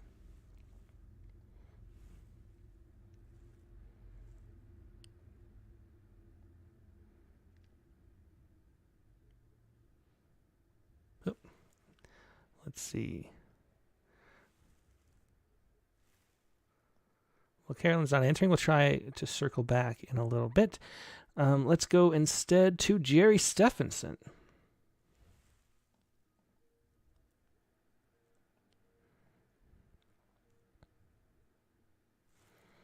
How you doing? Hey, Jerry. How you doing today? Good day. I'm doing good. I just got to hit a button here now. Yep, you got to hit the old camera button. How you doing? Hey, Jerry. Oh, and you got to hit the mute, too. Holy moly's.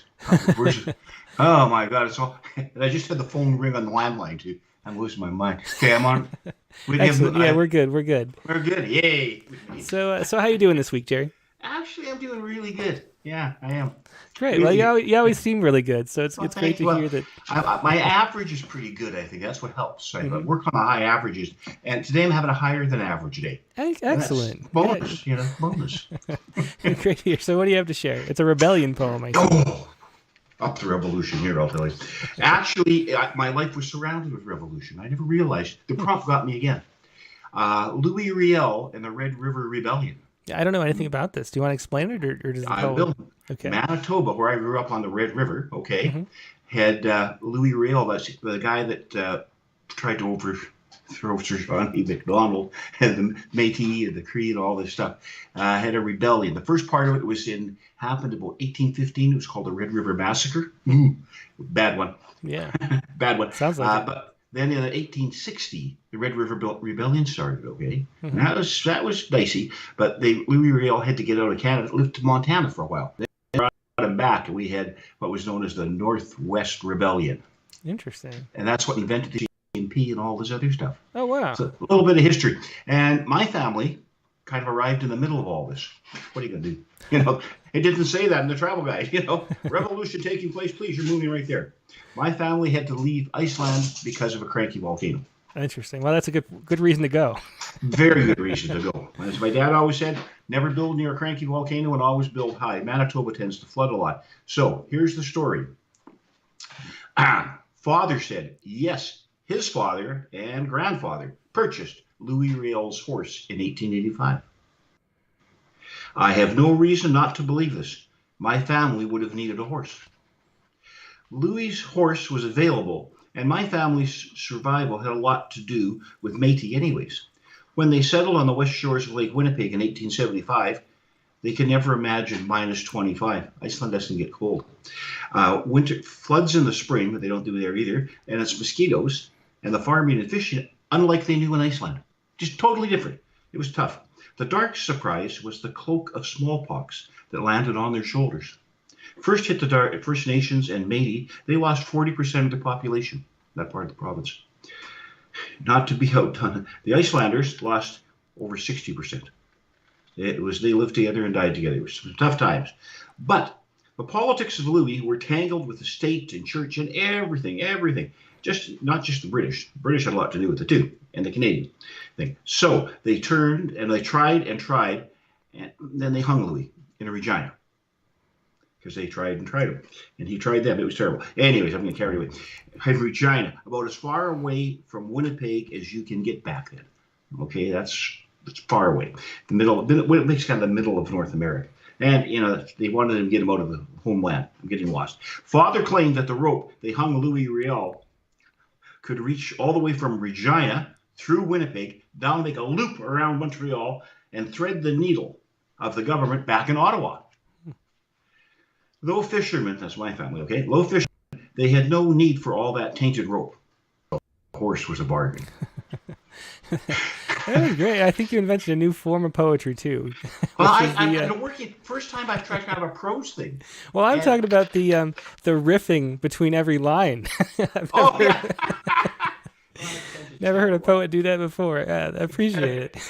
Well, you can call that the Stetler effect. No, that was a lot of fun. Good show again today too. Yeah, it really was a lot of fun. Thank you so much. Yeah, always my pleasure. Take care, Jerry. See you next week. Take care, Doug. Thanks. Bye-bye. Bye. There's Jerry Stephenson with Louis Riel and the Red River Rebellion. It's more learning. I love learning. Let's see. So who did we were going to circle back to somebody. Oh, that was Carolyn Codd. Let's try Carolyn.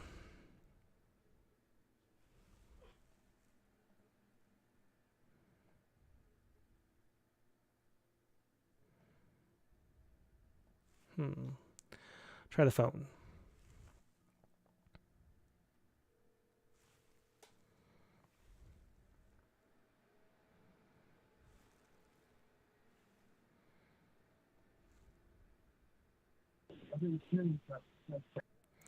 Hey, Carolyn, you are live on the air. The Skype wasn't working, so I called the regular phone. How are you doing today? Yeah, I'm fine. I'm glad to be here. Yeah, it's always a pleasure. So what did you want to share? Well, I have these 3 poems. The one is just the one line, 1 word per line poem. Yeah, I see all 3 here. They're all short. Why don't you go ahead and share all 3? Yeah. So the first one is from the 1 word per line. And when I thought about that, I tried to think of ways of putting words together that are kind of different, like as a memory aid. Mm-hmm. And it took me back to when I learned to read music and having to think of, we learned EGBDF and FAC, the lines and the spaces to read the notes on the staff. Uh-huh. And so thinking about that, I came up with this countdown. Interesting. Go ahead. So it's countdown. Every good boy does fine, finding a clue eventually. A musical key, major, minor, play. Excellent. That was very cool. Thanks for sharing that countdown. And then what's the next one? Sky Blue. Then, yeah, the other, it's 2. One is a Spanish version of the one that I wrote originally in English. And this is when I was living in Spain. So I wrote in English mainly. I wrote a few originally in Spanish. But then I like gardening. And so once in a while I'd write about some of my flowers. And then in the nursery where I bought my flowers, one of the young women told me that she really liked blue lobelias. Mm-hmm. And since I had written a poem about that, I thought I'd write it in Spanish for her. Oh, that's very cool. Do you want to read it in Spanish first and then English? Well, I think I'd rather do it the other way around. Okay. Partly because I think it sounds prettier in Spanish. Mm-hmm. so maybe if I read it in English first. Okay, yeah, go ahead. Okay, so this is Sky Blue. There's a piece of blue sky in my garden.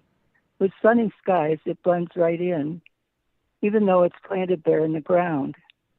But when skies are gray and rainy, its blue skyness really stands out, bringing me patches of happiness. It's you, my beautiful blue lobelia. Oh, it's a sweet poem. And then in Spanish, my Spanish is a little rusty now, but it's azul celeste. En mi jardín hay un trozo de cielo azul. Con los cielos soleados se funde bien, aunque está plantado allí en el suelo. Pero con el cielo gris y lluvioso, la calidad de su color realmente resalta, trayéndome trozos de felicidad. Eres tú, mi bella lobelia azul. Oh, that is beautiful in Spanish. Thanks so much for sharing that, Carolyn. Yeah. Okay, you're welcome. Yeah, have a good day. Bye. It was Carolyn Codd with Sky Blue and Countdown. And let me make sure I got to everybody. Yeah, we got to... Oh, Zachary Honeycutt. Oh, and Joe. Oh, sorry, there's some people down at the bottom. Yeah, so Zachary Honeycutt and Bev Wendell Atherstone still have to call you guys back. Let's call you up now. This is Zachary Honeycutt we're calling here. I think he had some, Valentine's Day poems.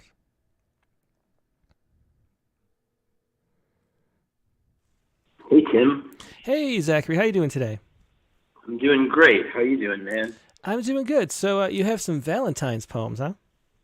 Yes, I thought that I would circumvent the rebellion theme, as fun as that sounded, and I would, I used to be a hopeless romantic when I was in high school a bit, and then when I got older, I got a little hip, and I realized maybe I should see if the girl likes me or if she's even poem-worthy before I write a poem about her, but, yeah, that's usually a good idea. Yes, I have two really cool romantic love kind of poems that would work for Valentine's Day. Yeah. Very cool. I'm glad you do, because we were going to do a Valentine's Day poem prompt, and then I completely forgot. And then I'm justifying it retroactively by saying that we did it last year, so we shouldn't do it this year anyway. I was wondering because I saw that rebellion and I was like, wait, why isn't he doing love poems? Yeah. Yeah, I should have. We were going to write a love sonnet. So maybe if anyone wants to write one for next week, but we'll save that for next year, I think, otherwise. Because you don't want to do a love poem every Valentine's Day, right? It'll get boring. And we're going to be doing the Rattlecast forever, so got to save it. Awesome. Well, I'm glad to hear that, Tim. Okay, so Taylor's Eyes is your first one. Why don't you go ahead? Yes. Taylor's Eyes. Think about you every day, about your eyes and how they're blue, and how they seem to speak and say, with one burst of color, I love you. The way they brighten when you're excited, and fill with light when I am near, to add the words behind your smile when you're delighted, and silently transmit them to my ear. I love it when your eyes tell me what I want to know about whether you're feeling joy or woe. As warm as sunlight on a wintry day so cold, no secrets they do hold, yet what plots in them unfold when they see me and enlargen and then look away. Your eyes are blue but warm, ice when it melts, cool and calm sea, undisturbed, save when rushing to and from me. I want to believe in your eyes, in the honesty of them when everything else in the world seems faulty and godless and fake through and through. Taylor's eyes will always be true. A very great romantic Valentine's Day poem. Thanks for sharing that one. You got another one too. Yes, speaking of sonnets, Tim, this was the first sonnet that I ever wrote when I was 15 in my freshman year of high school, and we were studying Romeo and Juliet, and it's kind of funny because at the time I had no experience writing sonnets, and I thought that all sonnets had to be written in Shakespearean language, and so I started writing sonnets. I think a lot of young people think that. Yeah, so I have like happily anon in here and like other Shakespearean phrases, but yeah, so I'll read this one. Sonnet 1, Essence of a Maiden. Whence I saw her I never can recall, for so overwhelming a sight was she, a slender maiden, so fair and so tall, laden with awe to be admired by me. At long last her vibrant eyes met my gaze, revealing to her my deep affection. Her angelic beauty is what I praise, a prime picture of most pure perfection. Her blue-gray eyes are like a sunless cloud. Her face is exotic like wildflowers. This glorious goddess shines in the crowd. The dirty crowds among my sweet are sour. Happily anon I'll lay hold of my sweet and lift this enchantment off of her feet. Excellent. And all those archaic words work, I think, in that poem. Thanks for sharing that, Zachary. Yeah, no problem, Tim. Always enjoy being on the show. Yeah, my pleasure. Take care. You too. It was Zachary Honeycutt with 2 Valentine's Day poems. And we have another first-time caller, 719. And Bev, I haven't forgotten you either. We'll get back to you for sure. Let's call it the 719 number and see who that is.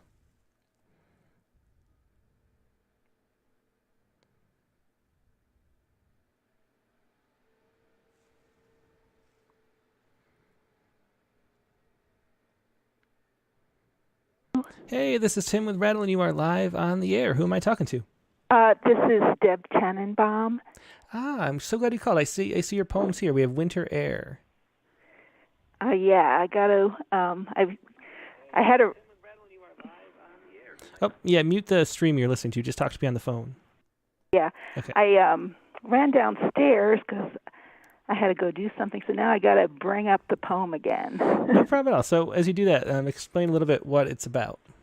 Oh, sure. Actually, I had written this in response to the Lennon lyric, and then I wasn't sure where to send it, and so I ended up revising it anyway. So it's Excellent. Yeah, I can see some of the Lennon lyric in there, yeah. and then it goes in a different direction. Interesting. Yeah, there's a little ghost of that. Yeah. But then turned out it was about an act of rebellion anyway. So I thought I'd, although I'm nervous, call and read it to you guys. Perfect. And, well, I'm so glad you did.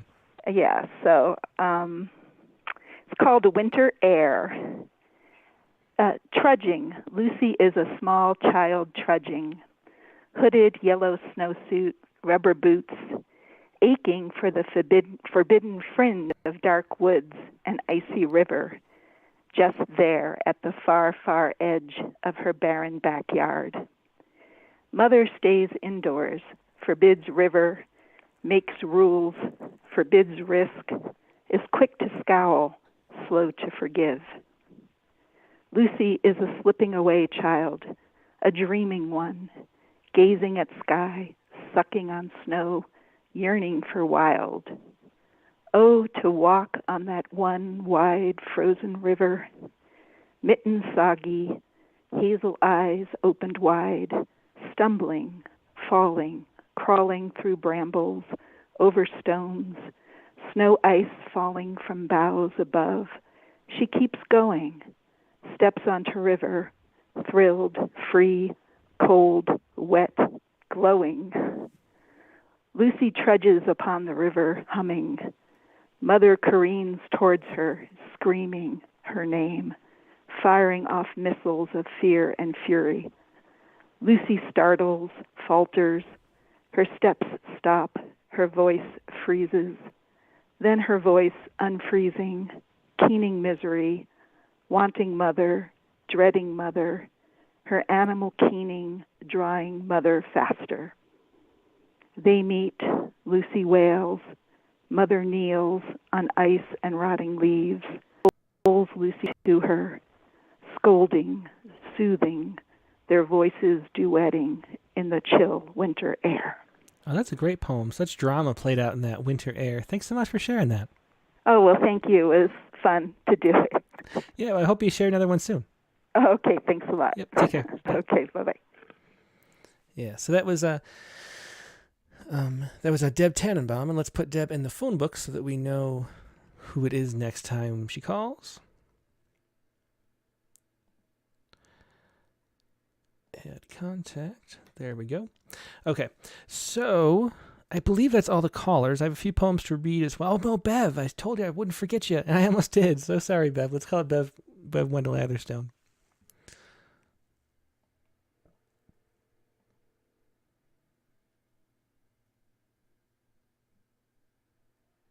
Hey there, Tim. Hey, Bev. How you doing today? You there? Hey, yes. Okay. So how you doing? Great. How are you? I'm good. So what do you have that you wanted to share? Okay, so I responded to your an act of rebellion, and also because, I've got you in the background somehow. Oh, yeah, just, hang up or mute your computer, and then just talk to me over the phone. Okay, I think I've got it. Okay, Are you good. there? Yeah, yep, still here. Okay. Okay, so, Okay, so so you I've have kind two, of you said. combined. Mm-hmm. Yeah, I've combined the Poets Respond Uh-huh. along with the act of rebellion because we're having some problems up here in Canada. I'm in Alberta. Mm-hmm. Yeah, it's kind of a perfect prompt for this week for Canada anyway, huh? Or actually all over the world, those are spreading. Yes, it is. So my first one is Stonewalled, and the form, it's in a form poem. And it's about what's happening in the capital city, Ottawa, in Ontario. Okay. Stonewalled. And just when we thought pandemic chaos could go no further, rows of semi-trucks amassed along the Canadian border, blocking essential goods from traveling to and fro, threatening perishable loads, meat, fruit, and vegetables, sparked by growing anger over mandates to show vaccination passports at our country's gates. Slow rolling freedom convoys feature complaints, clogging highways with no thought of restraint. Gargantuan 18-wheelers won't be moved. It's just not happening, these drivers proved, by blocking choke points other long haulers need for their livelihood, so they can't proceed. Tow truck drivers refuse to touch this blockade, fearful they'd never live down the part they'd played. If they helped the cops, opponents would close ranks and kill their businesses. So sorry, no thanks. My second poem is Freedom for Whom? And these are some of the things that are happening during the blockade. Mm-hmm. And I guess these are my love poems, too, for democracy. So I'm kind of covering all three bases today. Oh, interesting. Let me, so was this submitted through Poet Respond? It's on the same page. It's on the same email. Oh, is it? Okay, let me... Freedom for Whom and Stonewall, they're on the same email.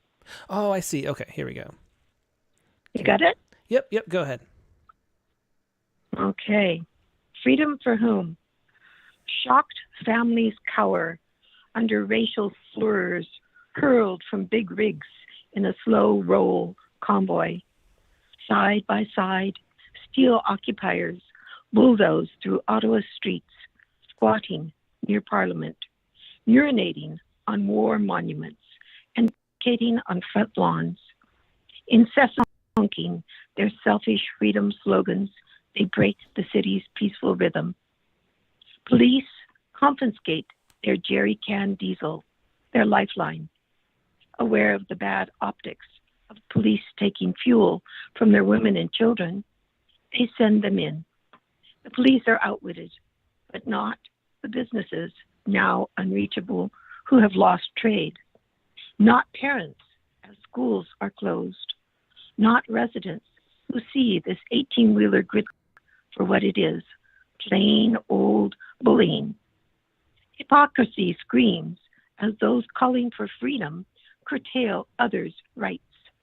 Political demands to bring down the government scream sedition.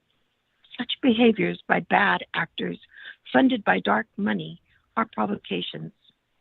They'd like nothing more than to be martyrs. To what end? To end our democracy. But our leaders, cautious, refuse to take the bait. The rule of law is powerful. It will prevail even against hate. Great. Thanks so much for sharing that, Bev. For Freedom for Whom was the Yes. most recent of two. Thanks for sharing that. Thank you so much. Yep. Have a good day. You too. Bye. Bye. This is Bev Mundell Harrison with Freedom for Whom and Stonewalled. And let's call up Joseph Nolan just called in. Now let's call up Joseph, and then we'll get to the few poems to read as well. Hello. Hey, Joseph. How you doing today? It's been a while, I think. Yeah, it's been a while. How you doing? Good. So what do you got for us? Seizing the means of obstruction. Interesting. Is there anything you want to say to introduce it? Oh, sure. Of course. There's a couple little points I want to make. Seizing the means of obstruction is a play on the Marxist slogan of seizing the means of production. Yeah, interesting. There's a reference to Tank Man in Tiananmen Square. Mm-hmm. And I don't know, a lot of people may not be familiar with him, but he was the guy who stood in front of the tank by himself, all alone. And when the tank would try to move forward, he would stand in front of it and move from side to side as the tank tried to get around him.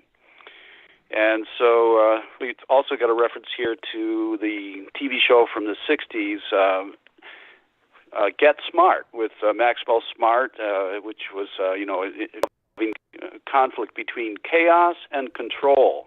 Control was the governmental thing, and chaos was the evil subversion force in the world that was trying to overthrow all forms of government, I guess. Very interesting. Yeah, I remember watching that when I was a kid, but it's been a long time. Thanks for So go ahead whenever you're ready. Okay. Seizing the means of obstruction.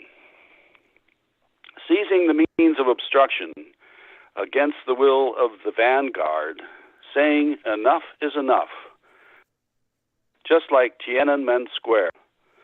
Thousands of men, armed with big rigs and snow, blocking roadways and bridges, saying the mandates must go.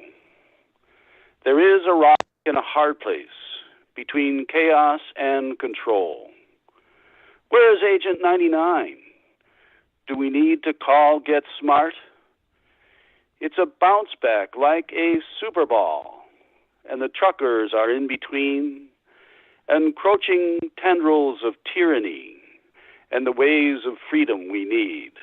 Very excellent. I'm so glad we could have that that other perspective on the truckers too. Thanks for sharing that, Joseph. Thanks, Tim. Yeah, appreciate it. Bye-bye Have a good now. day. Yep. Yeah, I think everyone's familiar with Tiananmen Square. I hadn't thought of the parallel at all between that. And it's interesting. I also hadn't never seen the full screen, that famous shot, which everybody, it's just an iconic photograph of the man, and it's like one man versus one tank, it feels like. But then there's another photo, which I'd only recently seen, where it zooms back and shows the whole scene behind. And it's a long row of tanks. It's like an entire army. And somehow that's an even more powerful photo to me than the iconic one. Anyway, thanks for sharing that, Joseph. That was Seizing the Means of Obstruction. And okay, let me double check to make sure I haven't missed anybody. I don't want anybody to be left waiting for me to call. And I believe we got everybody. Yeah. Okay, so let's share a few extra poems too. This is Potter O'Donoghue with I'm Looking For. Are there two? Yeah, so this is a short poem. This is Potter O'Donoghue's rebellion poem, and he's probably in bed. Or wait, no, it's not that late anymore. It used to be really late when he'd watch, but now we do the morning shows. I'm looking for, and here he goes. I'm looking for the great leap forward, not 2 steps back. I'm looking for rebellious rebellion, a cause worth dying for, but with all limbs intact. I'm singing a solo song, a song of no hope. I'm sick of Sisyphus, of posed pointless, Pyrrhic victories, fucked up lyrics, and howling at the moon. But this is my loss, my tune. I'm one-man band. I'm one-man band. Very interesting. Thanks so much for sharing that, Potter. Always great to share your poems. And let's see, we have, oops, don't mark it as spam. There we go. Okay. We have a poem here from Ted Guevara about the Boxer Rebellion. And Ted says, the Boxer Rebellion was an anti-colonial, anti-foreign uprising in China between 1999 and 1900 by a militia known for their fighting technique, early Chinese boxing. They were against German settlers getting too comfortable in their land. I find it ironic that Germans were driven off by these boxers some 50 years before Hitler and also wanted purity in Germany, or who also wanted purity in Germany. The second poem notes the rebel in doomsayers. They are foremost alone in their cause. So here's two from Ted Guevara, and here are some photographs he included. These are interesting, so check these out. This is from the Boxer Rebellion. And another photograph here. A detachment of German infantry in Peking, China. And aim of the Boxer. We want our land pure. It's our flooded steps down the mountain, chopped in layers for the best of rice to grow. These blue-eyed giants can't poke shoots neatly. They're too heavy on the loam. Their feet sink deep and disturb the sleep of Shunjun. Wake him before spring. The blue-eyed cannot stay. We must drive them toward the cliff or round them up into a poisonous smokehouse. We must rid of their dry root to make our soil ethical and damp. The decency of the cultivation God Sujun taught us to be humble, but begin and end with purity. Nothing is more noble, like the anatomy of the rice. First leaf, second leaf, then reflecting root. If their own fertility within, that too must be cut. The life of the land is housed by Shujun. The grip of rain, planting, and harvest is in ours. Then there's a second poem, Doomsayer, also a rebellion poem. Doomsayer. I met one at the bowling alley about to make a strike. I said, hold, how do you think you do with this frame? He looked at me strange. Since you know the future, I explained. He looked at me aghast, a drastic event in the future, he barked. Ah, I said, nothing else matters. Your little nephew's bright outlook, your accelerated mortgage, my enthusiastic mind, just gave me that tunnel stare. So I let him brawl, begged his pardon, turned away. Not a moment too soon, I heard him scream. Like the ill-fated end itself, excruciating pain he was in. Moment by moment, I guess, the man couldn't foretell dropping the ball on his foot. Thanks for sharing that, Ted. So the second poem by Ted Kuzer, Doomsayer. Love the ending there. Thanks, Ted. Everything else, let's see. I believe that is everything. Yeah, that's everything. So let us do and we're passing, it's been a long show. We have to chop it down a little bit for the podcast version. Let's go to the poem, the Sciku for this week really quickly. The Sciku for the week is based on this story, and I wrote the Sciku, last night like I always do. And I didn't realize that this article is a little late, so it's supposed to be Poets Respond. I didn't notice the date because I'd just seen it come across my Transium. It's actually published from January 26th, so it's a little bit late for Poets Respond, but oh well. And this is the article here. This is from the Royal Society Publishing. Cranial volume and palate length of cats under domestication, hybridization, and in wild populations. And what this study did was look at the brain size of cats. And it found, and it's sort of assumed to be true, that the brain size of domesticated animals shrinks, and they wanted to see if it was the case in cats. And they even bred cats together who were wild and domestic and ended up with a brain size in between. So the act of domestication itself, like being domesticated, makes you less intelligent, really. I mean, and it makes sense. I mean, if you look at my cats, they just sleep and they have no predators to worry about, nothing to hunt. They have to whine for their food at a certain time of day, and that's about it. So, and even when we had mice, they kind of batted them around and then didn't know what to do with them. So it's kind of sad for cats, but hopefully we're not turning ourselves domesticated in the same way. But here is a little Sciku about this science story here.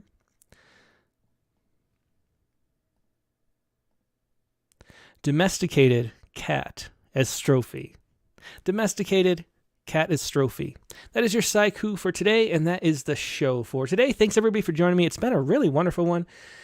The prompt for next week is going to be write a poem about one of your ancestors. So I know what Jerry Stephenson's going to write about, maybe. Those guys fleeing the volcano. That sounds perfect. Write a poem about one of your ancestors is the prompt for this week. And the guest for this coming week or next week is going to be Marjorie Sacer. Now, Marjorie's been it's one of those poets we've published many times over the years, dating back decades, really. She has a new and selected book of poems out, The Track the Whales Make. Marjorie is one of those great storytellers, a Nebraskan poet, one of the great ones in Nebraska, along with Ted Kuzer. And it's going to be really fun talking to her and seeing some of those stories. It is Rattlecast number 132 with Marjorie Sacer. Write a poem about one of your ancestors is the prompt. That is next Sunday, February 20th, the regular time, noon Eastern, 9 a.m. Pacific. Hope you have a good one. I hope you enjoy your Super Bowl parties if you're having them. Watch the commercials if you're. The commercials are always fun. And I'm rooting for the Bengals and Joe Burrow, just for all our Ohio poets out there. I had to pick somebody, and I'll pick them. So have a good day, and I'll talk to you next week. Goodbye.